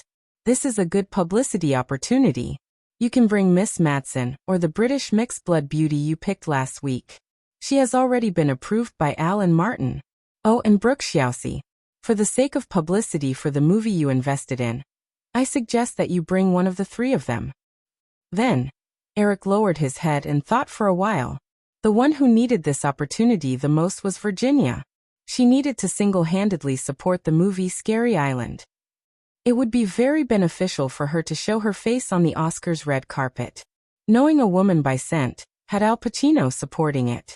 Dark Battle had Cruise, Hanks, and himself. It didn't matter if Brooke Shiaosi went or not. Vicky then. Tell her to get ready. Caper raised his eyebrows and said in a serious tone, No problem, I'll help her get ready. But Eric, in front of outsiders, it's best if you don't call Miss Madsen so intimately. Eric noticed that although Caper's tone was businesslike, there was an obvious teasing in his eyes. He coughed awkwardly and said, Okay, I'll be careful. After Caper left, Eric handed the draft of CAA's revelation to Alan to contact the news agency. He continued to work until he got off work before driving to Hank's appointment. After meeting with Hanks at a high-end restaurant in Beverly Hills, Eric did not rush to talk about poaching Hanks. Instead, he talked about Dark Battle. Although Hanks had a hunch about Eric's purpose, he did not think that jumping ship to UTA was a good idea. She was happy to talk to Eric about this topic that he was more interested in. Because of CAA's offer without any profit sharing, Hank's contract with Firefly could be signed in a few days. So Hank's participation in the movie was already set in stone. Actually, I originally planned to set Sean as a police officer who had to leave the Special Weapons and Tactics Team, SWAT, because of his injury and become a civilian, but he was unwilling to be left out. But I think that if this setting was pointed out in the movie, it would be difficult for the audience to accept. So, I decided to make this setting completely vague to give the audience some room for imagination. Hanks put down his cutlery and wiped the corners of his mouth. He curiously said, Didn't we discuss this issue last time? And we also made a new setting for Sean's background. By the way, you didn't mention this detail last time? Because this setting is a bit evil. Didn't you read the script? The reason why Sean doesn't pick up girls, go to nightclubs, or start a family is related to his injury. He doesn't want to hold up other women. Hanks paused for a second and quickly understood. He grinned and said, This setting is a bit hard to accept. If it were me, I would also make Sean's background vague. The two chatted for more than half an hour before they finished dinner. Eric called the waiter to take away the cutlery and put on the coffee. He then said, Tom, actually, I invited you to dinner tonight because, Hanks interrupted Eric. Eric, I think I'm doing well at CAA, so I don't plan on changing agencies for the time being. Don't you want to hear my conditions first? Eric was not angry. He continued to speak with a smile. It's just a lower commission. CAA's commission for me isn't very high, Eric. If I suddenly change agencies, I don't know how long it will take me to adapt to the new environment. And to be honest, although I know Capelsid is a very capable agent, UTA's scale is too small. Al Pacino and Julia Roberts, two A-level superstars, already occupy most of the resources. I don't think UTA can spare enough energy for me. Eric was surprised by Hank's clear analysis, but he understood after thinking about it. Although Hanks looked simple-minded, how could an actor who had achieved success in Hollywood not be a smart person? Listen to my conditions first. It's not a lower commission or anything like that. This is the lowest level trick. Eric smiled and waved his right hand. As long as you change to UTA, I can arrange at least 5 films for you in the next 10 years. Hank's eyes widened in surprise. 5 films in 10 years? What kind of concept was that? Tom Cruise had debuted in 1981, and in the past 10 years, he only had one movie, Top Gun, that had a box office of more than 100 million. Rain Man, which could have broken the box office of more than 100 million, had a box office of less than 80 million because of the appearance of Eric's Home Alone. Whether it could break the box office of more than 100 million still depended on how much box office the movie could bring after the Oscars. Is it the local box office? Hanks asked subconsciously. Eric smiled. Of course. In 10 years, at least 5 films in North America will break the 100 million box office.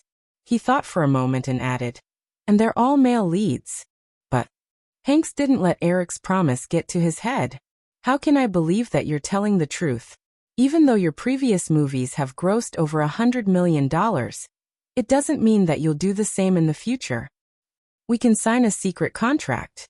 If I can't arrange at least 5 films in 10 years that break the 100 million box office, then I'll pay you a lot of money, Eric said without hesitation. Of course, you have to act in a certain number of films. If you sign the contract and just sit there and wait to collect money, then I definitely won't pay the compensation. Hanks was amused by Eric's last sentence. Of course I won't do that. I like acting. If I can't continue to be an actor, I really don't know how to live.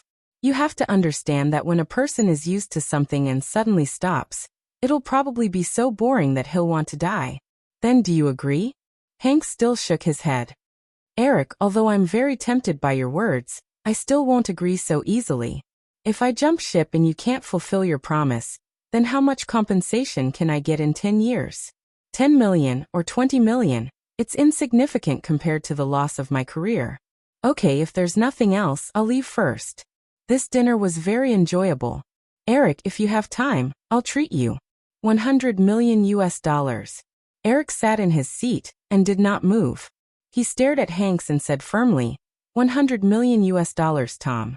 If I can't fulfill my promise, then I'll pay you 100 million US dollars. We can sign a contract and find an intermediary to notarize it. I can even set up a fund and put 100 million US dollars into it in advance. Even if your salary increases to 10 million US dollars in the future, you'll still need to film at least 1 film a year to earn 100 million US dollars. That's enough to show my sincerity, right? Hanks was finally moved. He put on his jacket slowly. Eric, are you serious? Of course, and you know I can definitely afford it now. Then I need to think about it. Hank still did not nod. Okay, I'll wait for your good news. Although Eric was a little disappointed, he still smiled and gestured for Hanks to leave. Hanks put on his jacket and looked at Eric strangely before walking out of the restaurant. Eric sat in his seat and did not move. He took a sip of his coffee in disappointment. Just as he was about to pay the bill, Hank suddenly appeared in front of him again. Eric, since you can take out 100 million US dollars as a bet, I don't understand why I'm hesitating. Hank sat down across from Eric and waved his hand with some pride. This bet I'll follow. Chapter 124. The next day, The Hollywood Reporter used 4 pages to publish the full text of CAA's revelation. How an agency giant was formed. Eric didn't care about the $800 US fee, nor did he want the title. More importantly, he couldn't explain the source of the detailed information in the article, so he submitted it to the newspaper anonymously. The publication of the article immediately caused a stir in the Hollywood industry.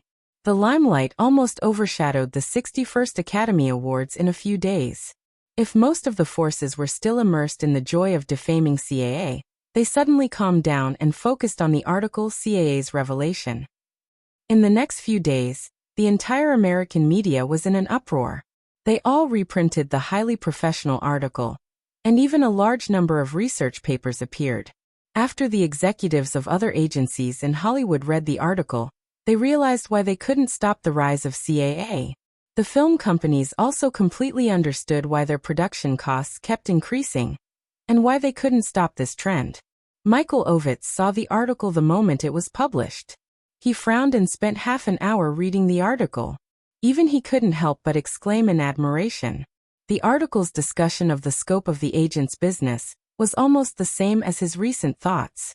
It was also because of this idea that he tried to participate in the acquisition of Sony and Columbia some time ago. However, after slamming the table, Ovitz was so angry that he even had the thought of killing someone. This article was equivalent to exposing CAA's business strategy to all of its competitors. CAA's competitors could only mimic CAA's bundling strategy and didn't know the complicated operation process involved. With this article as a reference, as long as their competitors had a little ambition, they would definitely make a series of changes. Even if they couldn't completely imitate CAA's business model, they wouldn't be helpless in the face of CAA's expansion. Unfortunately, even though the Hollywood Reporter deliberately published a prominent statement on the front page looking for the author of the article, they didn't get any response. 2 days after the article was published, WMA's CEO publicly stated that if the author of the article was willing, WMA would pay 5% of its shares in exchange for the position of vice president. Although WMA's scale had been surpassed by CAA, WMA was still a century-old management company.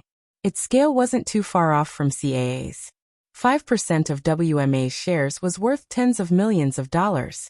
On the same day, someone brought the manuscript of CAA's revelation to WMA. What followed was a farce. In the midst of this storm, another change occurred in CAA. Tom Hanks chose to jump ship again after Tom Cruise and several other A-list celebrities left. This time, he didn't jump ship to WMA or ICM but to UTA, United Elite Management Agency, which Eric personally owned. Hanks didn't leave alone. He used some unknown method to convince a top agent in CAA to jump ship with him. This led to all kinds of speculations in the industry. It wasn't easy to become a top agent at CAA. Most of them had to start from the most basic post and climb up step by step. It could take years or even decades for them to prove their ability and accumulate enough experience to become a top agent with an annual salary of $1 million. Once Hank's agent left, it would be tantamount to giving up all of his accumulated experience. Even if he returned to CAA in the future, even if he was as good as any of the top agents, he would have to start from the bottom and climb up step by step. Under the witness of Kapoor, Hanks himself, his agent Simon Wilson, and the staff of a famous notary in Los Angeles, Eric and Hanks secretly signed the contract that Eric had promised. Of course, Hanks was very kind and didn't let Eric set up a $100 million bet. As for Hanks' decision to jump ship, the only thing CAA could do was ask Hanks for a small amount of liquidated damages and a cut of the remuneration for Dark War. After Hanks signed the contract with Firefly, Cruise learned about Hanks' salary conditions. As Eric expected, Cruise made a lot of concessions. In the end, the day before the Oscar ceremony, the two sides quickly signed a contract to join Dark War for $5 million and a 5% share of the North American profits. This condition was completely in line with Eric's expectations. It was finally confirmed that Dark War would start shooting on April 5th. On March 29th, after more than a month of preparation, the 61st Academy Awards was officially held at the Sacred Civic Auditorium in Los Angeles. Eric would also be the guest presenter for this year's Best Supporting Actress award. It was said that the organizers had originally planned to invite the newlyweds, Melanie Griffith and Don Johnson. Although Don Johnson wasn't very famous, Melanie Griffith had directly jumped to the position of an A-list actress with Working Girl this year. Unfortunately, Melanie Griffith was destined to be unable to compete with Eric. After Columbia contacted the Oscar organizers, they quickly gave up on Melanie Griffith and chose the more famous Eric. "Eric, can you help me take a look again? Is there any problem?" In the Lincoln sedan that was slowly driving towards the Oscar red carpet, Virginia turned to Eric nervously. The girl had never dreamed that she would be able to walk on the Oscar red carpet so quickly. Her cheeks were slightly red from excitement. Eric patted Virginia's little hand and said, "Okay, you're very beautiful, Vicky. Relax." The girl was still not confident. She reached out and gently touched her hair. Then, she thought of something else and asked, Eric, if Tin Soldier wins the award, will you really let me go up and accept the award on behalf of someone else?" "Of course." Eric nodded and said, "I don't want my first award to be the Oscar for Best Animated Short Film." John Lasseter, who was supposed to attend the award ceremony, was completely in a workaholic state because of Eric's investment and delegation. He wanted to live in Pixar's office. If the Oscar invitation hadn't been sent to Richmond, John Lasseter would have almost forgotten that the short film was nominated for the Oscars. However, after receiving the invitation, John Lasseter directly called and said that he was too busy to leave. If he won the award, he would like Eric to accept it for him. Eric didn't try to persuade him. In the future, Pixar's animation would dominate the Oscars. One more wouldn't make a difference. The reason why Pixar applied for this award was mainly because they hoped to win an Oscar and attract more business for Pixar. At the same time, Eric didn't want his first award to be the Oscar for Best Animated Short Film. Therefore, he gave this opportunity to the girl beside him. As they were talking, the Lincoln stopped at the entrance of the Oscar red carpet. They could already hear the cheers of the fans from afar. Eric got out of the car first and turned to the other side of the car. He stretched out his arm in a gentlemanly manner and let the girl hold on to him. Under the guidance of the staff, they slowly walked to the red carpet. Perhaps female celebrities were born to live on the red carpet. Virginia, who was very nervous in the car, quickly relaxed when she walked on the red carpet. She gently held onto Eric's arm and followed him step by step. From time to time, she waved gently at the crowd and revealed a charming smile. When they were 7 or 8 meters away from the fans' area, someone noticed Eric's figure. Immediately there were shouts, mixed with a few girls' pleas like, "Eric, I love you." Compared to the stars who were generally above 30 years old on the red carpet, Eric's youth and handsomeness undoubtedly had an advantage. In addition, the film Back to 17, that he acted in had just stopped airing not long ago. However, he still had a large number of fans among the young people. If it weren't for the staff maintaining order, there might have been people rushing directly to the red carpet. This kind of thing had happened before. Eric slowed down and nodded to the fans with a decent smile on his face. Immediately, there was a wave of female screams. Unknowingly, he actually had fans. Eric sighed slightly in his heart. He held on to Virginia and continued to walk forward. The girl beside him was slightly disappointed because no one called her name. She even noticed the hostility in the eyes of many female fans in the audience. This kind of feeling was only restrained when they reached the media area. "Eric, look here." Here. "Eric, Virginia, can you come closer?" Compared to the fans who only paid attention to their favorite stars, the reporters in the media area easily recognized Virginia. They had long heard that Virginia was about to act in a movie that Firefly invested in, and that Eric was personally responsible for writing the screenplay. With the development of Hollywood to this day, many things in the circle were already clear rules. If an unknown beautiful actress or even a handsome actor suddenly got an important role in a movie, then many people would subconsciously ask, who did he or she sleep with? These beautiful actresses or handsome men who got a chance for no reason would definitely have to pay a price. For them, other than their bodies, they had nothing to offer. Most people would not look down on these men and women. They would only envy their opportunities. The eyes of the reporters shone with the fire of gossip. They urged Eric and Virginia to be as intimate as possible while frantically pressing the shutter. Finally, they passed through the media area. While the ABC reporter caught Michelle Pfeiffer for an interview, Eric directly pulled the girl to the waiting area for the stars. "Hi, Mr. Williams, I'm Robert Downey Jr. "Hello, Mr. Downey." Eric smiled and shook hands with the other party. He was just about to praise the other party's work when he realized that he did not remember any representative works of this young and bumpy movie star in his early years. He could only point to the girl next to him. "This is Virginia Madsen." Robert Downey Jr. politely shook hands with Virginia. She was just here to get acquainted with him and hoped to have a chance to cooperate in the future, so she did not pester him too much. She chatted with Eric for a while and quickly left. Eric also took the initiative to greet the others. Tom Cruise, Tom Hanks, Dustin Hoffman, Melanie Griffith, Patrick Swayze, Gina Davis, Bruce Willis and his wife, Demi Moore, Cher, Jane Fonda, Jodie Foster, Sigourney Weaver. He shuttled through the crowd and chatted with these still young stars. A few minutes later, after being reminded by the staff, everyone began to enter the venue. He did not know what the organizers of this year's Oscars were thinking. They actually did not arrange a host. After entering the auditorium and finding the location of the Home Alone crew, Eric directly left his seat and walked backstage. Because he was the guest of honor, the Best Supporting Actress award was placed first. The order of the Oscars was not strictly regulated. Many times, in order to attract the attention of the audience, the organizers would first award the more important Best Supporting Actor or Best Supporting Actress. "Hello, Eric, I'm Tom Selleck." As he walked backstage, a tall and strong middle-aged man came up to him. "I'll lead you to the stage later."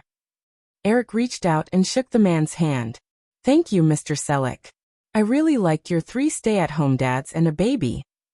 I heard that this movie is going to be a sequel?" 3 Stay-at-Home Dads and a Baby was the annual box office champion in 1987. This warm comedy was able to win the box office title mostly because of good luck. After all, there were no famous movies in 1987. As for Tom Selleck, Eric had only seen 3 Stay-at-Home Dads and a Baby. His deepest impression of him was the 20-year-old boyfriend of Monica in Friends. Eric planned to film Friends for Fox after completing Dark War. Although he had a deep impression of Tom Selleck's Monica boyfriend, Eric knew that he had to choose a newcomer. Tom Selleck's career was still at its peak. If he asked him to act in a TV series, he would definitely be scolded. When Tom Selleck heard Eric mention his proudest work, he laughed and said, "Of course, but it won't be released until next year. To be honest, I don't want to run into your movie." After about 10 minutes of opening song and dance, Eric received the envelope from the staff and walked up to the podium under Tom Selleck's guidance. All the guests' lines were previously written by the scriptwriters. Therefore, when the audience saw the celebrities' witty words on TV, it didn't actually show their speaking ability. "Wow." Eric walked to the center of the stage and held Mike's hand. He sighed and said, "Actually, after I received the invitation, I asked Alan Carr why everyone else had a female companion on stage, but I had to be alone. It's not fair."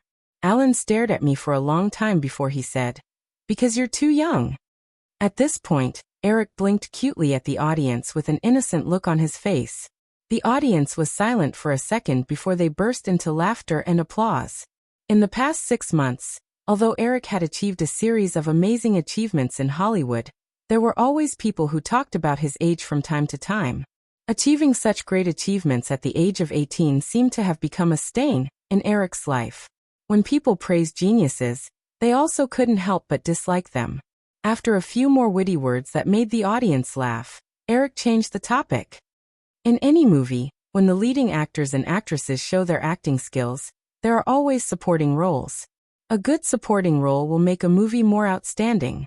So let's see what movies are nominated for Best Supporting Actress. After Eric finished speaking, he made a gesture.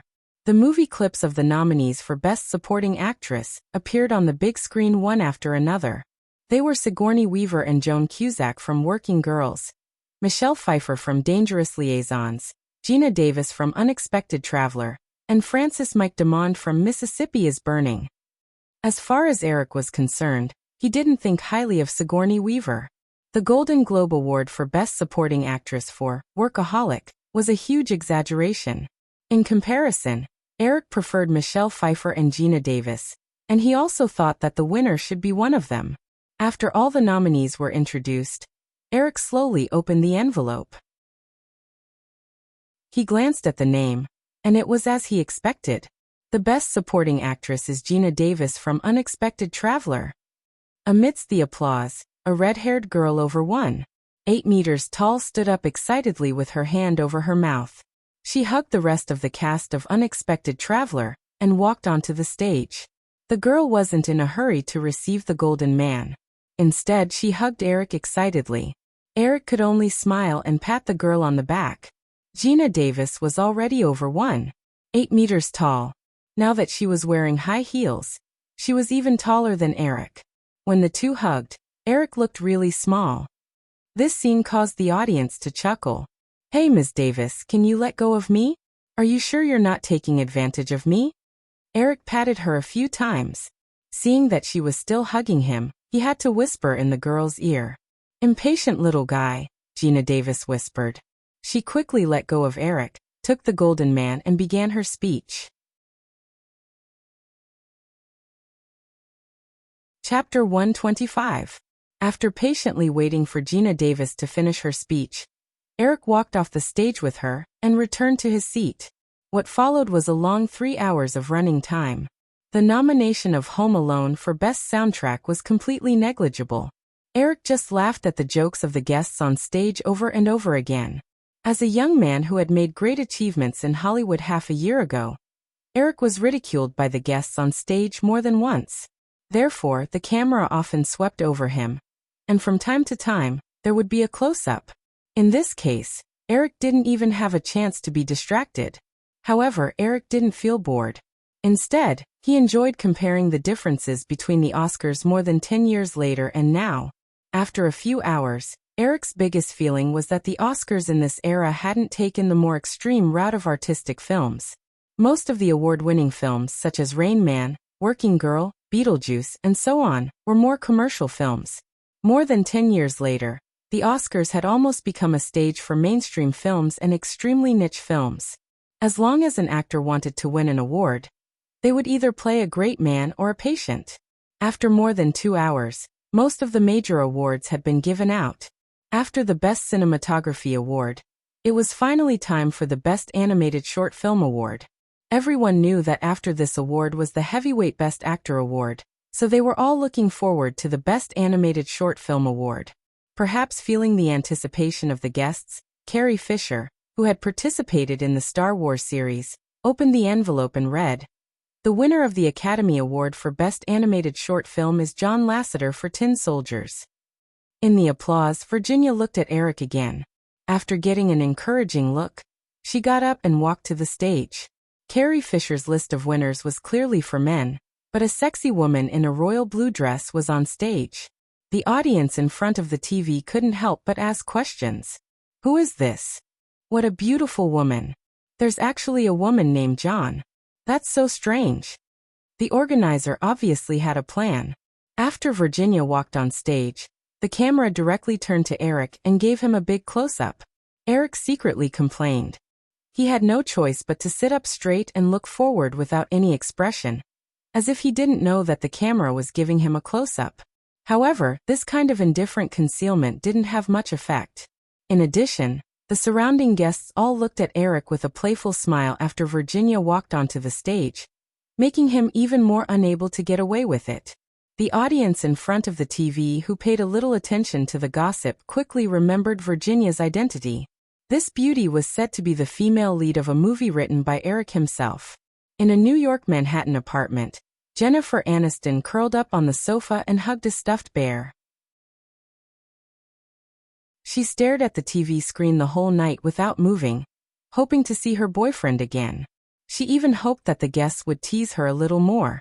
However, every time she saw Eric, she couldn't help but look at Virginia sitting next to Eric, and the stuffed bear in her hands would be destroyed. When she saw the scene of Virginia coming on stage to receive the award, Jennifer Aniston couldn't help it anymore. She curled her lips as if she was tearing a woman's hair. At the same time, the poor stuffed bear in her arms lost another tuft of fur. "No, I have to go back tomorrow. Jennifer Aniston vented and no longer cared about the next award. She rushed into the bedroom and began to pack her luggage. At the same time, she remembered her father's words. If she really cared about this relationship, it was best to stay by his side. No sincere feelings could withstand the erosion of distance. And if she felt that she couldn't keep it, then she should give up early to avoid more pain. I don't want to give up. Why should I give him up for those little bitches? Muttering nonstop, the little girl neatly packed up a large pile of clothes. Finally, she found the key to Eric's mansion and stuffed it into her bag. Then she picked up the phone and dialed the airline's booking number. Almost at the same time that Virginia stepped on the podium, Jennifer Connelly was in a hotel in the Italian capital of Europe. She also saw the scene through cable TV. After rejecting Eric that night, she had no choice but to return to Europe and take the initiative to reshoot some scenes in Death of a Swan. Just as her agent had said, she had just given up an important opportunity. She could not afford to cut off her connections in Europe. It was precisely because she had played the role of Deborah in the famous Italian director Sergio Leone's Once Upon a Time in America, at the age of 13 that she had gained recognition in the Italian film industry. Now this was the only connection she had available. Connelly had also noticed that her manager had become much colder towards her. Lester had been focusing more on the other artists under his management, and was paying less and less attention to Connelly. Even this trip to Rome, her agent didn't come with her. For the decision she made a few days ago, every time Connelly thought about it, she would accumulate a layer of regret. After the close-up of Eric sitting upright appeared on the TV, Connelly couldn't help but take the lady's handbag next to her, took out the phone, and looked again at the string of numbers that had been deeply imprinted in her mind. Is it still useful to call him now? Connelly stared at the phone in her hand, and said to herself without confidence. Although far away in Rome, Connelly still learned that all the roles in Dark War had been confirmed through sporadic news in the newspaper. Although except for the two male leads, the list of the other actors had not been exposed, she knew that she definitely wouldn't be part of it. Even if she called now, Eric wouldn't replace someone else with her. Connelly felt that Eric was not the boss of those movie giants, and the film projects in his hands were very limited. It was impossible for there to be a suitable role for her at any time, so she wouldn't gain anything by calling. Virginia was already satisfied to be able to step onto the podium and show her face. The girl didn't do anything unexpected. She obediently took the Golden Man, took out the award speech that Eric had given her in advance, and read it. Then she followed the guests backstage. Dustin Hoffman, who had a wonderful performance in Rain Man, won the Best Actor award. Then there were two technical awards. When the Best Director award was about to be presented, Virginia returned to her seat with the Oscar. Her face was flushed, and coupled with the mature charm she exuded, several men around her couldn't help but turn their eyes to the girl. At the same time, they secretly envied Eric's luck with women. Although it wasn't the time to talk, Virginia still looked at Eric affectionately, and her gratitude was beyond words. After Rain Man won the Best Picture award, the 3-hour award ceremony finally ended, and then it was time for the party. The famous Oscar vanity party would only appear a few years later, but that didn't mean that the stars would go home after the Oscars. There were countless celebration parties, and most of the guests could find a place to go as long as they were willing. Home Alone didn't win a single award, so of course there wouldn't be a celebration party. After leaving, although Runkle and his wife, who were passionate about this industry, wanted to take little Stu to some parties to familiarize himself with him. It was a pity that the little guy had sat in the award hall for 3 hours, and was now so tired that he was sleepy. Of course, he could also be pretending. The Runkle couple could only take their son home in disappointment. Because there were a lot of people, Virginia didn't hold Eric's arm. She waited for Eric to finish greeting the acquaintances around him before she leaned over and asked, "Where are we going next, Eric?" Eric took the golden statuette that Virginia carefully held in her hand and played with it. He said, "What do you think? I just received a few party invitations. The cast of Rain Man, the cast of Working Girl, Warner Brothers, Disney, and the others. Oh, Amy said that Columbia would also hold a party." Virginia thought for a moment and said uncertainly, "How about Rain Man?" Eric snapped his fingers. I think so too. The party for Rain Man is at the Sunset Tower Hotel in Beverly Hills. After the party, we don't have to go as far as the Hilton Hotel to go home. After making the decision, the two of them found Capel Sid and drove to the Sunset Tower Hotel together. As the big winner of this year's Oscars, the celebration party for Rain Man was undoubtedly the grandest. Eric's arrival was also welcomed by Tom Cruise, Dustin Hoffman, and a group of directors and producers. After walking through the crowd and chatting with people he knew and didn't know, Cruise suddenly pulled Eric aside and said to Virginia, who had been holding Eric's arm, "Miss Madsen, I want to talk to Eric alone."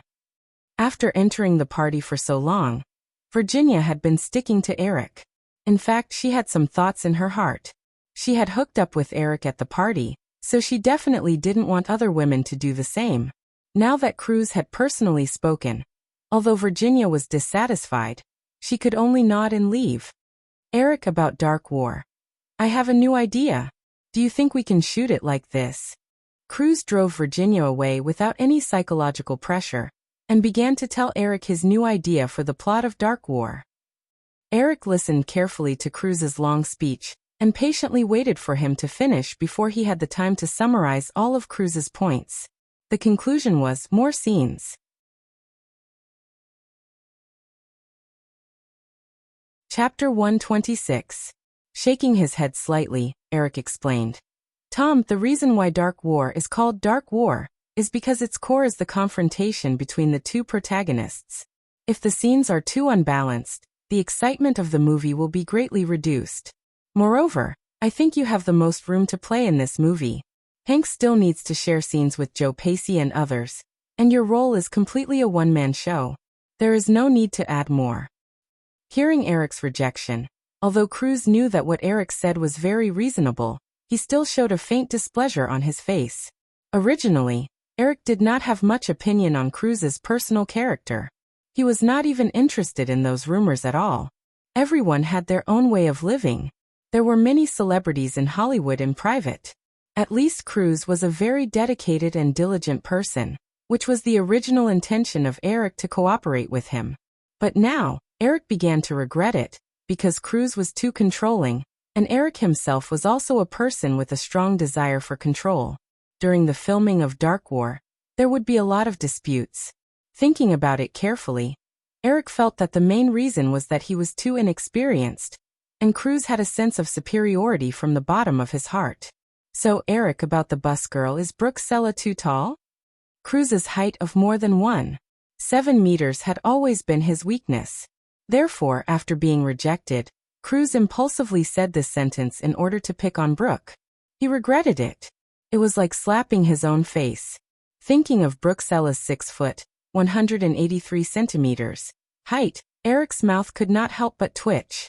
If she wore high heels, she would probably be as tall as Gina Davis, who hugged him at the award ceremony today. Eric tried hard not to laugh in front of Cruise. He advised, Tom, you don't have to worry about this at all. The two of you are sitting in the bus and in the restaurant. There are no scenes where you two walk side by side. Okay, Cruise nodded awkwardly, took a sip of red wine to hide his embarrassment, and then hurried away. Just as Eric turned around and was about to return to the crowd, Virginia appeared out of nowhere and grabbed Eric's arm. Aren't you watching too closely? Eric teased. How could he not see through Virginia's narrow-mindedness? The girl immediately revealed an aggrieved look and retracted her arm. If you like any beauty, just go. Forget it, let's go back. Eric looked at his watch. Otherwise, you'll always be on tenterhooks, as if I'll fly away. Yes. Virginia happily hugged Eric's arm again. Can I go to your house tonight? Sure, but you're in the limelight tonight. There must be paparazzi waiting outside. Virginia had already come up with a plan. We'll take the elevator to the parking lot and leave in Mr. Sid's car. We'll be fine if we're careful. If it weren't for the fact that they were in public, Eric really wanted to reach out and pinch the girl's face and praise her. As the two were about to leave, there was a commotion at the entrance of the banquet hall. Eric seemed to have heard someone calling out, Mr. Spielberg. He looked up and saw a large group of people surrounding a middle-aged man with round glasses walking into the banquet hall. It really is Steven Spielberg. What is he doing here? Virginia asked curiously. Who knows? Eric shook his head and said, let's go up and say hello before we leave. Otherwise, it would be rude. Yes. Virginia was obviously eager to give it a try. Just as the two of them were about to move forward, Spielberg walked towards Eric. Under everyone's surprised gaze, Spielberg took the initiative to reach out his hand to Eric. Eric, I thought you would go to the Hilton Hotel. I didn't know you were here until I got there. It took me a long time to find you. Really? I don't know what to say, Mr. Spielberg. If you want to see me, you can contact my agent to arrange a meeting. Eric shook hands with the other party in confusion. Everyone is very busy, and today is a very special day, so I can spare some time, Spielberg explained. Eric, I asked someone to find a room downstairs. Let's go there. Oh, this lady can come too. No problem. Eric nodded. Under the guessing gaze of everyone in the banquet hall, he pulled Virginia and left with Spielberg. After Eric left, everyone whispered to each other for a while, and then began to do their own things. Although they had lost a chance to get close to Spielberg, they didn't think they were qualified to do so. Cruise, on the other hand, was even more disappointed when he saw Spielberg, Eric, and the others disappear at the door. He originally thought that Spielberg came for the crew of Rain Man, or even for himself, but he didn't expect the result to be like this. Cruise wasn't too eager to cooperate with Spielberg. He just wanted to be friends with Spielberg. As the representative of Hollywood Jews, as long as he had a good relationship with Spielberg, it was equivalent to having a good relationship with the Jewish circle in Hollywood. Hollywood was the world of Jews. This sentence was not just for show. Barry Diller, Michael Eisner, and many other senior executives of film companies were Jewish. A large number of famous directors and stars such as Spielberg and Harrison Ford were also Jewish. Cruise left CAA. If he wanted to get rid of his identity as a pure actor and enter the ranks of producers, it was essential to make friends with the Jewish circle in Hollywood. In a room downstairs in the banquet hall, the two parties sat down. The waiter served them coffee and took the initiative to leave the room, leaving only Spielberg, his assistant, Eric, and Virginia. Eric, is Drew okay? I haven't seen her visit me in a long time. Spielberg was not in a hurry to get down to business. Instead, he chatted casually. Eric was not in a hurry. He glanced at Virginia sitting upright next to him, which made him feel very embarrassed. He's a big director, and I'm also a big director, okay? This little woman really makes me lose face. I have to teach her a lesson when I go back. Drew is so heartless, Eric said with a smile. She happens to be at home today. I'll go back and teach her a lesson. It's really rude of her not to visit you for a long time. I heard people say that the relationship between Drew and you is very strange, like a father and daughter. I didn't believe it at first, but after listening to your tone just now, I think it might be true. But it's a good choice for her to follow you. Her parents. Let's not talk about them. Eric, treat her well. I will. Eric nodded. He did not delve into where Spielberg heard the news. Spielberg's connections in Hollywood were completely incomparable to his. Spielberg slowly took a sip of coffee and said, Actually, I'm looking for you today because of the copyright of your book Jurassic Park. I've asked people to contact you several times before, but they were all rejected, so I have to do it personally today. Eric, how about selling the film rights of Jurassic Park to me? Eric did not answer immediately. He held the coffee cup and lowered his head as if he was thinking. In fact, he was very distressed. It was impossible to sell the film rights of Jurassic Park to Spielberg. Even if it was like in his previous life, Eric would not agree to let Spielberg be the director of this movie, because he just happened to remember some data in his mind. In his previous life, Jurassic Park took in more than $900 million at the box office worldwide, with $350 million in North America and $600 million overseas. According to the average split of 55% in North America and 20% overseas, the film could get $310 million at the box office. Universal Pictures had invested about $70 million in this movie, which meant that after deducting the production costs, the film could make a huge profit of $240 million US. It seemed like an ecstatic number, because even in 1993 in his previous life, any movie giant's box office profit for a whole year was at most this number. Everything had a twist, which was called but. However, Spielberg was indeed known as the shrewdest movie businessman. As the director of Jurassic Park, Spielberg relied on his personal strength and a series of negotiations to sign a high-percentage contract with Universal. In the end, Spielberg personally took away $250 million US from the Jurassic Park project. That's right, it was $10 million US more than the box office profit of Jurassic Park. In 1993, the era of VCDs had not yet arrived. The videotape market only accounted for 30% to 40% of a movie's income, and the income from other broadcast rights was relatively lower. In other words, most of the profits from Jurassic Park were actually taken away by Spielberg himself, which led to the grand establishment of DreamWorks in 1994. If it weren't for the huge profits from Jurassic Park's related products and theme parks, Universal's executives would probably have to cover their faces and cry. As for the rumor that Universal's investment of Jurassic Park and Schindler's List caused Spielberg's dissatisfaction, which prompted Spielberg to go solo and set up DreamWorks, this was not credible at all. He didn't invest a penny and took away $250 million US. If he was dissatisfied, there was no place in the world for him to talk about it. What Eric was now distressed was how to tactfully and peacefully reject Spielberg. He didn't want to offend this Jewish director who had huge connections in Hollywood. Mr. Spielberg, actually, I wrote this book with the intention of being a director myself, so. Eric stuttered to organize his words.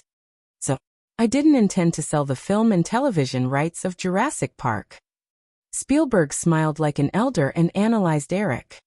Eric, I've seen a few of your movies, and I think you're better at low-budget comedies or dramas. I'm afraid you won't be able to make a sci-fi novel like Jurassic Park for a long time. I don't mean to look down on you, but you're still too young and lack the accumulation of experience. In fact, I'm the same. I made my first short film in 1959, but it wasn't until 16 years later that I was able to make a sci-fi film like Jaws. Although your qualifications are much better than mine, you still need about 10 years of experience.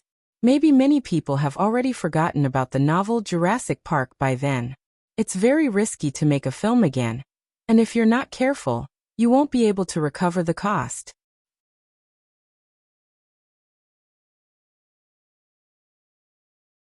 Chapter 127. So you still rejected it.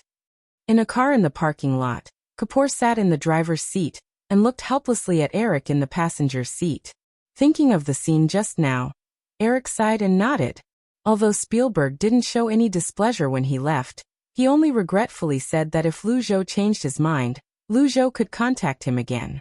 But Eric still knew that he had offended the famous Jewish director, which could be seen from the way Spielberg's assistant looked at him with an unappreciative look.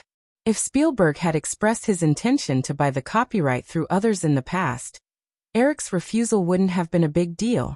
But this time, his refusal was much more serious. Spielberg had personally come forward.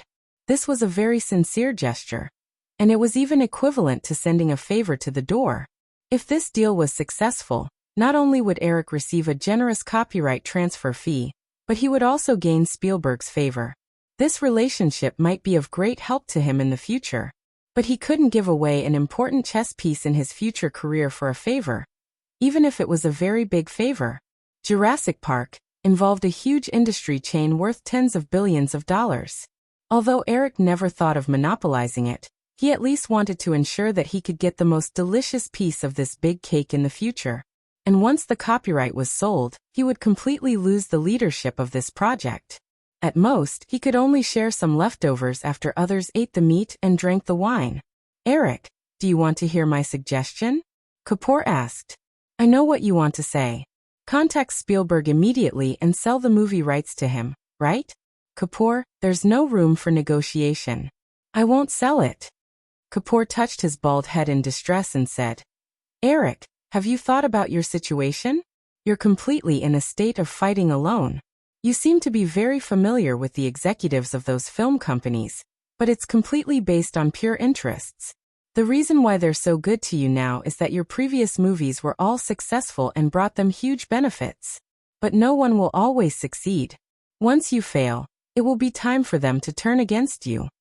Eric said confidently, I don't think I'll experience such a failure in the near future. I'm very confident in my movie. There are many reasons for failure, and it might even be man-made. Caper continued. Eric, think about it carefully. Compared to your strength, you're getting too much of a share. If it happened once, twice, or even 3 or 4 times, it would still be fine. They would only think that you were a lucky little guy. But if it continued, those big shots would do everything they could to suppress you, or even destroy you. Just like the lions on the grassland, they will allow the hyenas to nibble on their leftover food, but they will never allow a weak hyena to occupy more than a pride of lions. Eric opened his mouth, but he could not think of any words to refute. He knew what Kapoor meant by saying these words. In fact, Kapoor hoped that he could find some solid allies. That way, when he might be suppressed in the future, he would not be completely alone. Spielberg wanted to get the movie rights of Jurassic Park. This was an excellent opportunity to befriend him. Once he sold the rights, the screenwriter of the movie would definitely not be able to get rid of him. Spielberg also promised that Firefly could participate in the investment. All these provided the conditions for him to get in touch with Spielberg and establish a good personal relationship with him. But Eric was still unwilling to give up. Kapoor noticed the struggle and hesitation in Eric's expression, so he continued to persuade him. Eric, do you know which movie company your Firefly is most similar to? Eric looked up curiously. Kapoor did not sell out. It's most similar to United Artists. Back then, Chaplin and a few other famous directors founded United Artists. This company's position was simply a production company, and it specialized in providing excellent films to the other big shots. It's very similar to Firefly, which doesn't have any distribution channels now.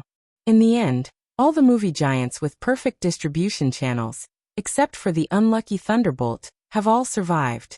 But United Artists, which was once on par with the other big shots, has been reduced to a subsidiary of MGM. A big reason for this is that United Artists paid too much attention to the production business back then, and neglected to expand their distribution channels. When Eric heard Kapoor's words, the DreamWorks he was most familiar with immediately popped up in his mind. It seemed that history was always shockingly similar. In his previous life he would often see the phrase distribution channels are king in some economic articles. It was indeed a wise saying. In his previous life some of the better second-tier movie companies in Hollywood, such as Lionsgate and Mike Mira, all started out in distribution. Spielberg's DreamWorks and the later new DreamWorks could only float between the big shots like Universal, Paramount, and Disney. Sometimes, for just 1% of the profits, they would bitterly quarrel until they broke up. And now Firefly is even worse than United Artists. It has almost no distribution ability. It's too easy for those movie giants who monopolize most of the distribution channels to deal with you. So now you really need some allies who can really help you at critical moments. Once a bad situation happens, there will be someone who can help you and pull the strings instead of being isolated and helpless. It's impossible for a hyena to be friends with a lion, but there is no barrier between the same species. In this situation, Spielberg has already sent himself to your door, and you still want to push him away. That's simply too unwise. If Eric was a native of this space-time, after Kapoor's persuasion and threats, he would definitely obediently hand over Jurassic Park. Unfortunately, he was not. Okay, Kapoor, I understand. Eric nodded, looking as if he had been taught a lesson. Kapoor happily handed his mobile phone to Eric. Then hurry up and call Spielberg. Don't be afraid that he will think you're fickle. Eric, you're a young man. You have this privilege. Spielberg won't mind. Eric took the brick and patted it in his hand. Kapoor, I only said that I understand the importance of distribution channels to Firefly. I didn't say that I would sell the rights to Jurassic Park to Spielberg. Puffed. Virginia, who had been sitting in the back seat quietly listening to their conversation, couldn't help but laugh out loud. She realized that she had lost her composure and hurriedly covered her mouth. Kapoor seemed to choke for a moment. He stared at Eric speechlessly with his eyes wide open. In the end, he took back his mobile phone in disappointment. Up to you. I've said all that I can say. Jeffrey is right. You're really a stubborn young man. Don't worry, Kapoor. I have my own plans. Think about it, I'm a British American. I still have British citizenship. So, even if I have a good relationship with Spielberg, I'm destined to never enter the Jewish circle. It wasn't that Eric hadn't considered these things. Among the few movies that Firefly had this year, his next 3 movies had already been settled. One would be for Columbia, and the other 2 would be for Fox according to the previous contract. Although the distributors for the other 3 movies hadn't been confirmed, he had already received a lot of offers from the Big Six. As long as he was willing, he could sign the distribution contract at any time. If all of these movies could sell like they did in his previous life, then he could accumulate a large amount of initial funds. Even if 1 or 2 of the movies didn't do well at the box office due to the butterfly effect, it wouldn't hurt him at all. At most, he would earn a little less. After all, other than the $40 million Dark War from Columbia, the investments for the other movies were all less than $10 million. Even if only one of them sold like it did in his previous life, he could recoup all of his investment and make a profit. After this year, just as Kapoor said, the big shots would definitely realize that he had taken too much. They would try their best to suppress him and squeeze out the benefits that he deserved. But by then, he would already have enough initial accumulation, so he wouldn't be helpless against them. Not to mention whether the Big Six would really band together to suppress him. Even if there was less than a 1% chance of that happening, he would just have to slowly build up his strength. Moreover, Eric didn't believe that the big shots would agree to deal with him for a long time when he had the ability to bring huge benefits to them. There were too many people, and they weren't of one mind. Even 3 monks might not have water to drink, let alone 6. Kapoor, let's call it a night. Lend me your car. You can go and drive mine. Kapoor looked at the girl sitting in the back seat and shook his head. No, Eric, you can't just borrow a car. Besides, you drank. I'll send you home. Kapoor, don't be so serious. Don't think that you can be a light bulb just because you shaved your head. Eric ridiculed. Virginia, who was sitting in the back seat, had already lowered her head shyly. Kapoor laughed and said, You've misunderstood. I'm not that insensible. What I meant was that I'll send you back. I only drank a few sips of champagne. More importantly, I'm very experienced when it comes to getting rid of paparazzi. Back then, it was precisely because of this skill that I managed to get my first employer. I don't want to have to deal with PR for the 2 of you again tomorrow morning. Eric, Beverly Hills or Malibu? My home. Malibu is too far away. Okay, then you sit in the back seat. You might be photographed in the front. Eric obediently moved to the back seat. Kapoor started the car and left the underground parking lot. Just as they drove onto the road, a few cars clearly followed them. After a while, Kapoor looked at the rearview mirror and laughed. A total of 3 paparazzi cars are following us. Fortunately, there are many targets at the party. Otherwise, there might be a long tail.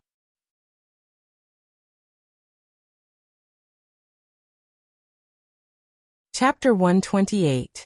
Eric curiously turned his head and looked behind for a while. There are only 2 cars. The silver Honda and the black one. That's a Chrysler, right? So, if I let you drive my car away just now, you'll have to wait for tomorrow's newspaper to read carefully. You mean? Eric looked for a while, and finally saw a black car that appeared and disappeared. That black Mercedes-Benz. A paparazzi driving a Mercedes-Benz. That's too extravagant. That's the one. Kapoor smiled and answered. Then he asked curiously, Is a Mercedes-Benz very extravagant? I think that car is at most $30,000. I remembered wrongly. Eric was a little embarrassed. When he saw the Mercedes-Benz, he subconsciously thought of luxury cars that cost more than $1 million. In his previous life, he could only afford to drive a Volkswagen. Kapoor did not ask any more questions. He skillfully turned down Sunset Boulevard and shuttled through the bustling streets of Los Angeles in the middle of the night. The twists and turns almost made Eric dizzy. When he finally reacted, the car had already appeared on Sunset Boulevard. All done. Now, I just hope that there are no paparazzi blocking your door. Kapoor, my house has a back door. Kapoor looked at Eric through the rearview mirror and gave him a look of disdain. While Virginia chuckled, Eric raised his hand. Okay, I won't say anything. The car stopped in front of Eric's mansion. Eric and Virginia did not show their faces. Kapoor took Eric's keys and opened the door. He directly drove the car into the courtyard. There are paparazzi cars parked about 10 meters to the east and west of the door. Eric, when Virginia leaves tomorrow, you better be careful.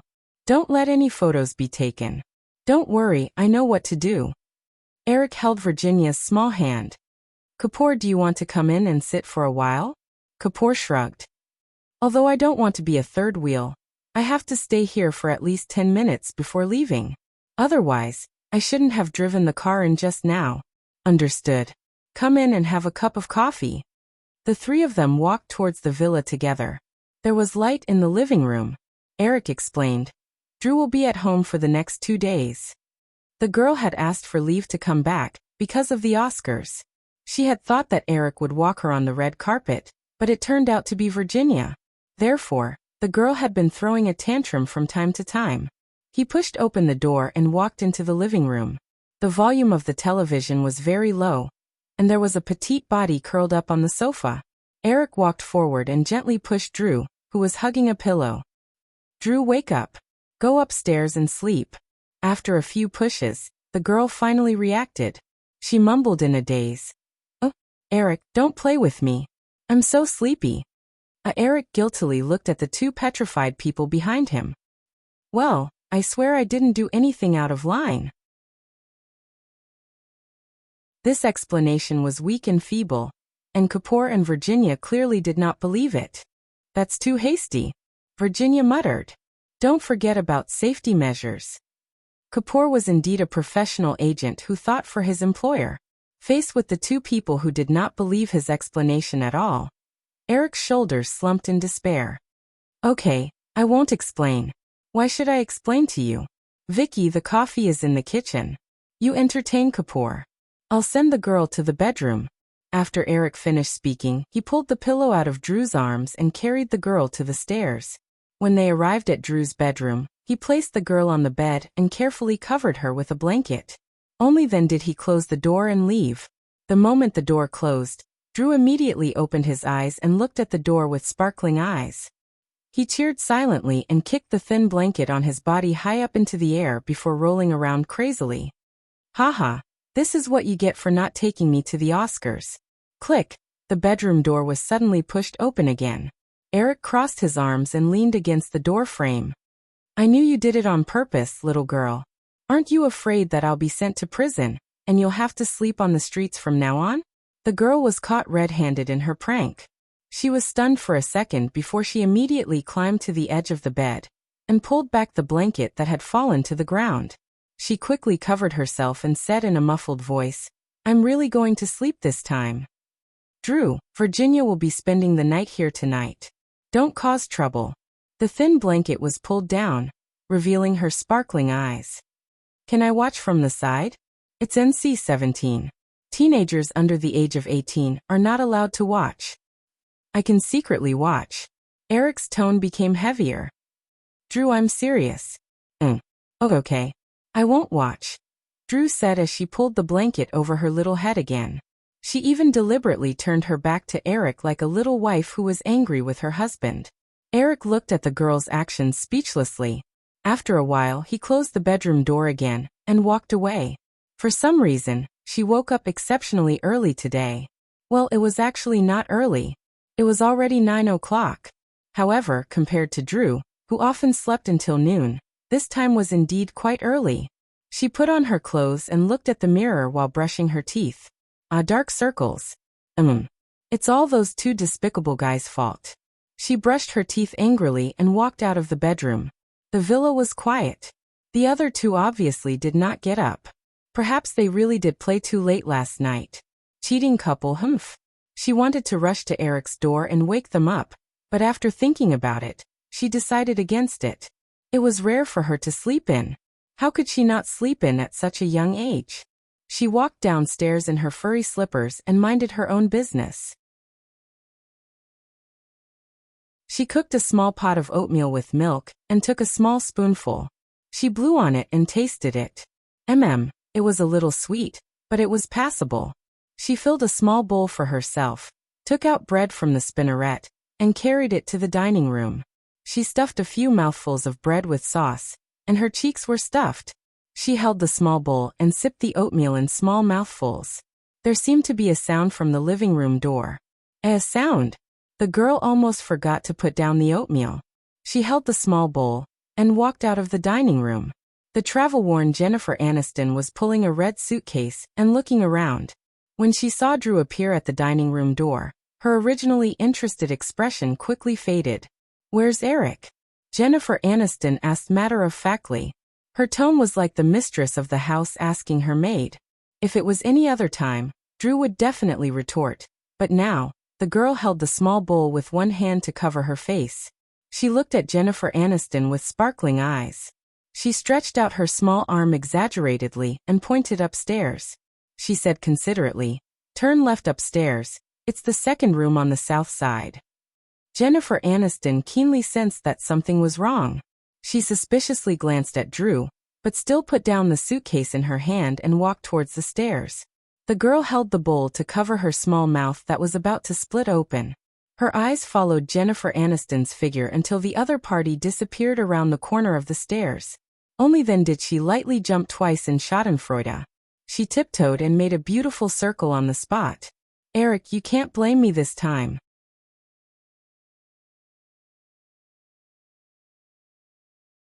Chapter 129. The girl hurried back to the dining room, grabbed a piece of bread, and prepared to watch the show while eating breakfast. After some consideration, she chose a safer location, the entrance of the dining room. In less than a minute, Drew craned her neck in anticipation. Sure enough, there were a few sounds of quarreling coming from upstairs. "Eric Williams, I'll never forgive you, you bastard, you big bastard." In the midst of these voices, Jennifer Aniston rushed down the stairs to the second floor. She glared fiercely at Drew, who was watching the show, and was about to leave with her suitcase. "Jenny, wait for me, don't be impulsive." Eric's voice sounded. And then a figure wearing only a pair of trousers appeared at the corner of the V-shaped staircase. Seeing that Jennifer Aniston was about to leave again with her suitcase, Eric did not pay attention to his feet in his anxiety. He missed a step and rolled down the stairs. "Wow!" Drew opened her mouth wide. Seeing that Eric was rolling down the stairs, she was not too worried.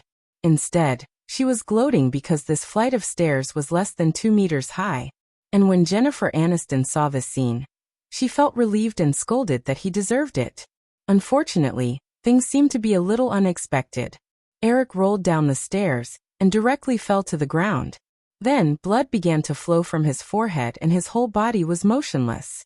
The atmosphere was stagnant for a moment. With a bang, the porcelain bowl of oatmeal fell to the ground and shattered. The girl rushed up with a look of horror. "Eric, are you okay? Hey, say something, you don't scare me."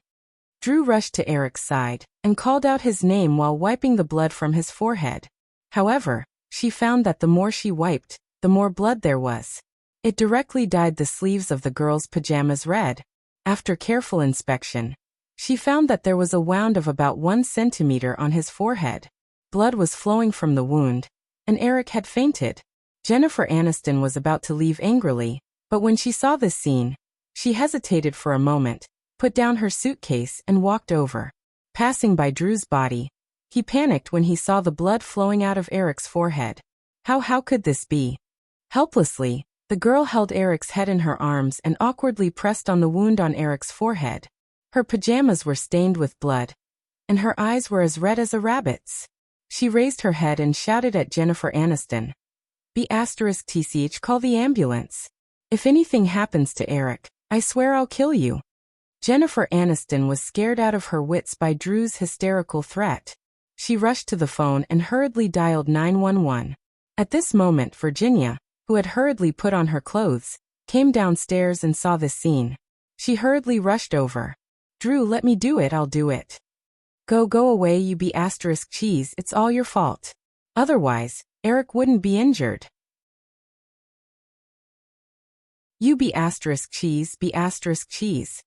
Although Virginia was very upset to be insulted by Drew, she was a mature woman after all. She knew that now was not the time to be calculative. Drew, it's not easy to stop the bleeding like this. Is there a first aid kit? Tell me where the first aid kit is. In Eric's bedroom on the wardrobe, Drew said without hesitation. Virginia hurriedly got up and ran upstairs. It seems we should lay him flat on the ground. Jennifer Aniston, who had finished the call, came over again. Seeing Drew kneeling on the floor and holding Eric in her arms, she couldn't help but suggest based on some of her specious medical knowledge. Drew coldly glanced at Jennifer Aniston. She carefully pressed the wound on Eric's forehead and laid Eric flat on the floor. After thinking for a while, she took off one of her cartoon slippers and placed it on the back of Eric's head. Jennifer Aniston looked at Drew and unconsciously felt a little sour in her heart. She was Eric's real girlfriend, right? Why did it seem like she was the third party in this scene? Looking at Drew, who was now like a crazy female leopard, Jennifer Aniston instinctively felt a little scared. It was as if she would be eaten alive if she got a little closer. Virginia quickly came back with a first aid kit. Drew, let me do it. I've learned some first aid. Drew silently stepped back a little. Seeing Virginia skillfully stop the bleeding and bandage Eric's wound, she felt a little relieved. She glanced at Jennifer Aniston, who was standing next to her. Didn't you say you were leaving? Now you can get lost. Don't come looking for Eric in the future. Jennifer Aniston finally got angry. I'm Eric's girlfriend.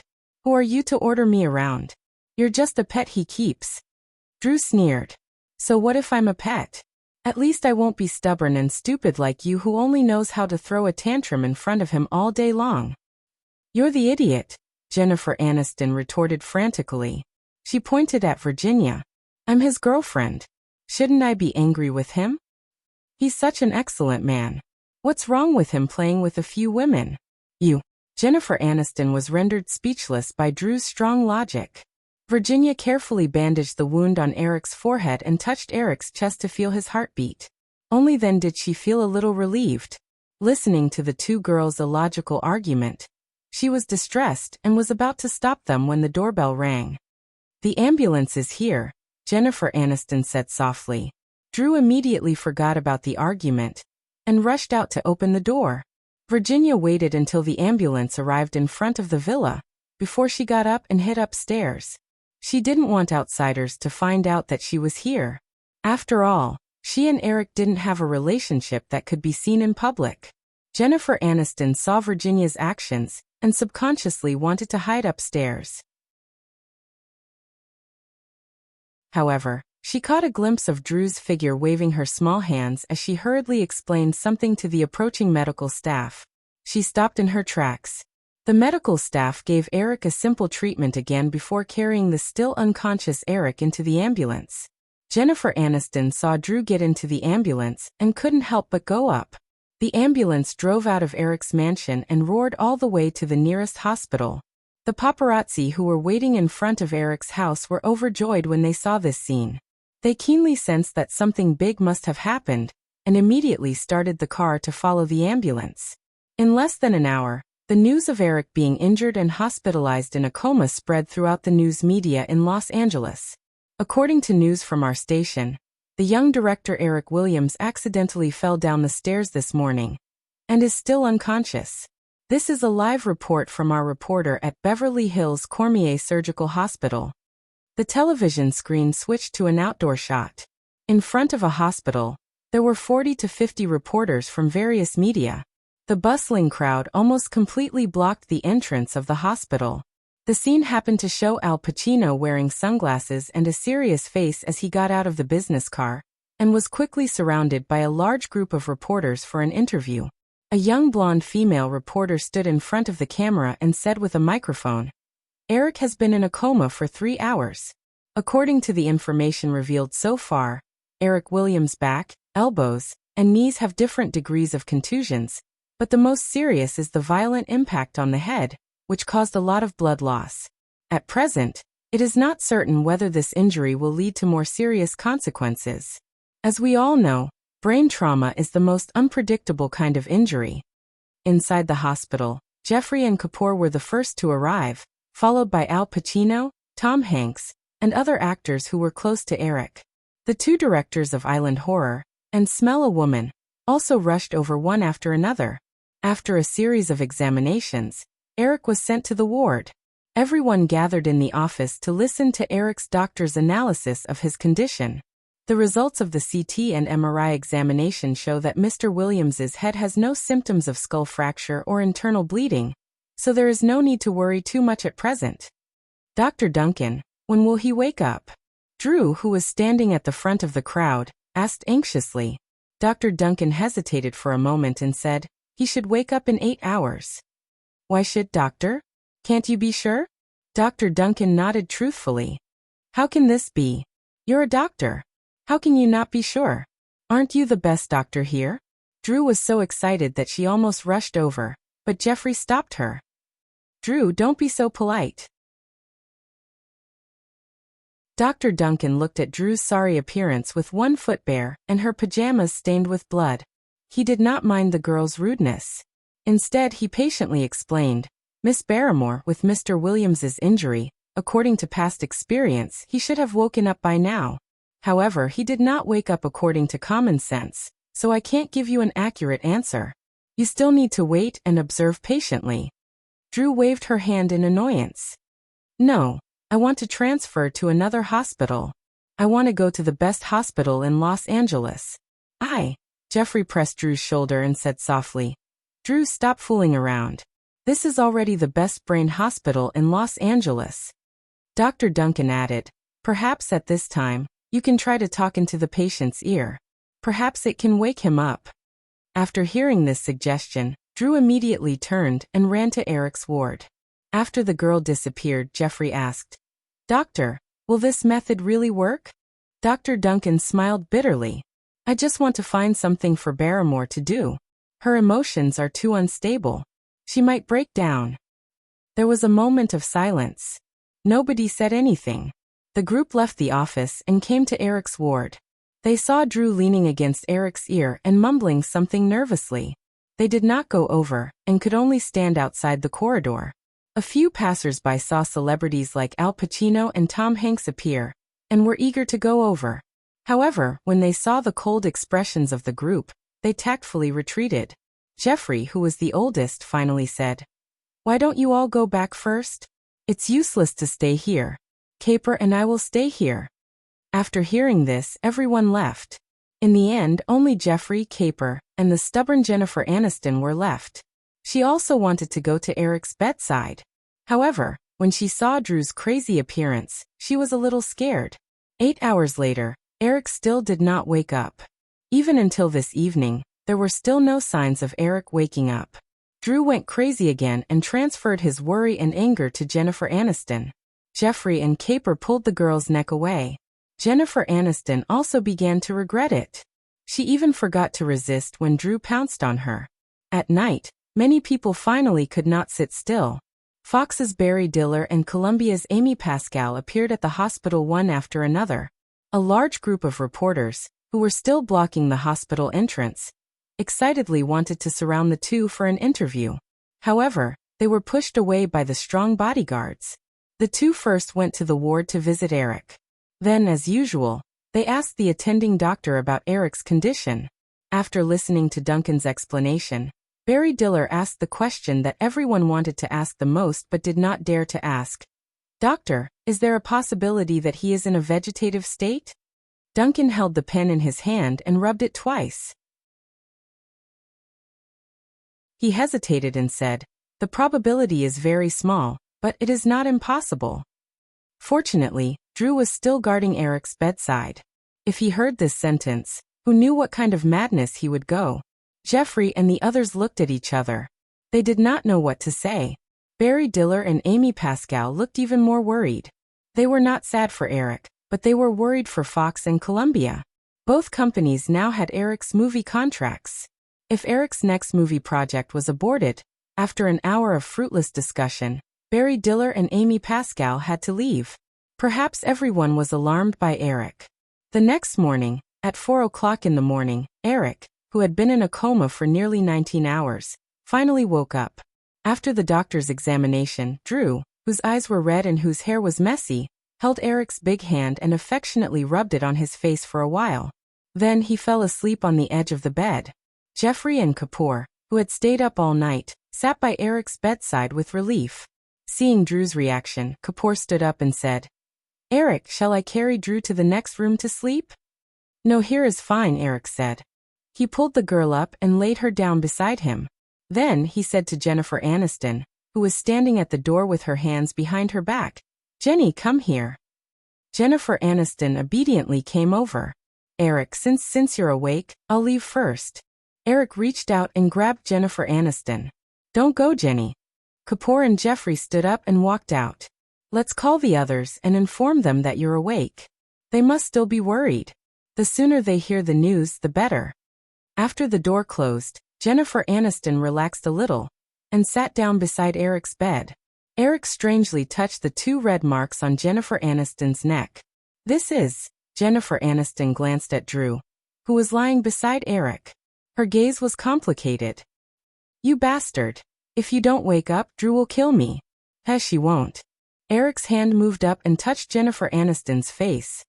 "No, she definitely will." Jennifer Aniston pulled Eric's hand down. "I think we should break up. Maybe Drew is more suitable for you. I only treat Drew as a sister." Jennifer Aniston didn't pursue the matter. Instead, she said, "But I really can't stand your fickleness, Eric. When I saw the news about you in New York, I could still pretend to comfort myself that it was all made up by the tabloids. But after what I saw yesterday morning, I can't lie to myself anymore. It's all true. I really can't stand it anymore. So, can you let me go?" Eric tightened his grip on Jennifer Aniston's small hand. "Forget it, Jenny. Let's not talk about this first. I'm planning to produce a TV series recently. Do you want to be the female lead? I guarantee that this TV series will make you more popular than those movie stars." Jennifer Aniston pulled her small hand with all her might, but couldn't pull it back. I really can't think of anyone more suitable than you. Jenny, you don't want me to go through another audition, do you? That way, many girls will appear by my side. You know, my willpower is always weak." Okay, then it's settled." Jennifer Aniston was stubborn, but Eric was even more domineering. Under Eric's endless pestering, Jennifer Aniston muddle-headedly agreed. When she reacted, the girl found herself lying on the other side of Eric. Like Drew, she didn't sleep all night, so she quickly fell asleep next to Eric. Although Eric had already woken up, maybe because Eric woke up too late, the newspaper had already been printed. Anyway, the next day, the news of Eric being in a coma for a long time appeared in the newspaper. Eric Williams was accidentally injured. The filming plan for Dark War will be postponed. Columbia is afraid of losing a heavyweight bargaining chip. According to internal information, Williams has been in a coma for a long time and may be in a vegetative state. If this situation is true, several movie contracts signed with Columbia and 20th Century Fox will be aborted. The future of Firefly, which has been developing well, will also be uncertain. A large number of these 2 types of news appeared in the newspaper, but after the news of Eric waking up was clarified by Fox in a timely manner, these sensational reports became nothing. Although it caused Columbia and Fox's stock prices to fall temporarily after the morning trading, it quickly stabilized with the clarification of the news. At the same time, some people also focused on other aspects. This kind of focus also attracted the attention of a large number of readers. For example, a piece of news in Los Angeles City News. As we all know, Eric Williams has no relatives at present. Although child star Drew Barrymore is close to Williams, the two are neither blood-related nor legally related. It is said that Eric Williams did not make any will before. Once Eric Williams has an accident, his huge assets worth hundreds of millions of dollars will be left without an heir, or face the possibility of being taken over by the federal government. In the ward, although Eric felt that he had fully recovered, under the doctor's advice and everyone's insistence, He had to continue to stay in the hospital for a few more days. Looking at the news in Los Angeles City News, Eric smiled and said to Drew next to him, "Maybe I really should make a will. Girl, how much do you want?" "Of course, all of it is mine." Drew flipped through a magazine in boredom and glanced up at Eric. "Have you forgotten what our relationship was in back to 17? I thought you would say that I don't want a penny, as long as you are well. You actually want all of my assets. That really makes me sad." While Eric was bored in the ward and thinking about whether to make a will, the British paparazzi thousands of miles away discovered another thing. Eric's father was indeed dead, but the identity of his mother was a mystery. This discovery made many paparazzi ecstatic. If they could find the whereabouts of Eric Williams' mother, it would definitely be explosive news. As the birthplace of paparazzi, the British paparazzi were really good at digging. They quickly found Eric's childhood home in London, and then visited the neighbors near Eric's home one by one. Sure enough, they found some clues. She is a very elegant woman. Even when she goes out, she always wears a veil. I have never seen her real face. She is probably a rich lady, but she disappeared after giving birth to the child. Ralph is really lucky. After a Herculean effort, the British tabloids only found these bits and pieces of information. In other words, no one remembered what Eric Williams' mother looked like at all. This gave the tabloids more room to speculate. They all agreed that this might be a fairy tale about a princess falling in love with a groom. Although the ending was not good, she was single and had an outstanding son. These fabricated news quickly spread to the United States. Eric was not surprised to see these, but he was relieved. It was best if they could not find it. If there was really a mother he had never met before, he really did not know how to deal with it. It was best to keep this mystery forever. After April Fool's Day, Eric left the hospital successfully after another detailed examination. This storm was completely over. The preparations for Dark War were all ready. In the remaining days, Eric had already started to work with Cruise and Hanks, waiting for the official shooting of the movie on April 5th. You're tuning in to the Earbook Haven YouTube channel. Don't forget to subscribe and join us on this journey to catch the most captivating stories.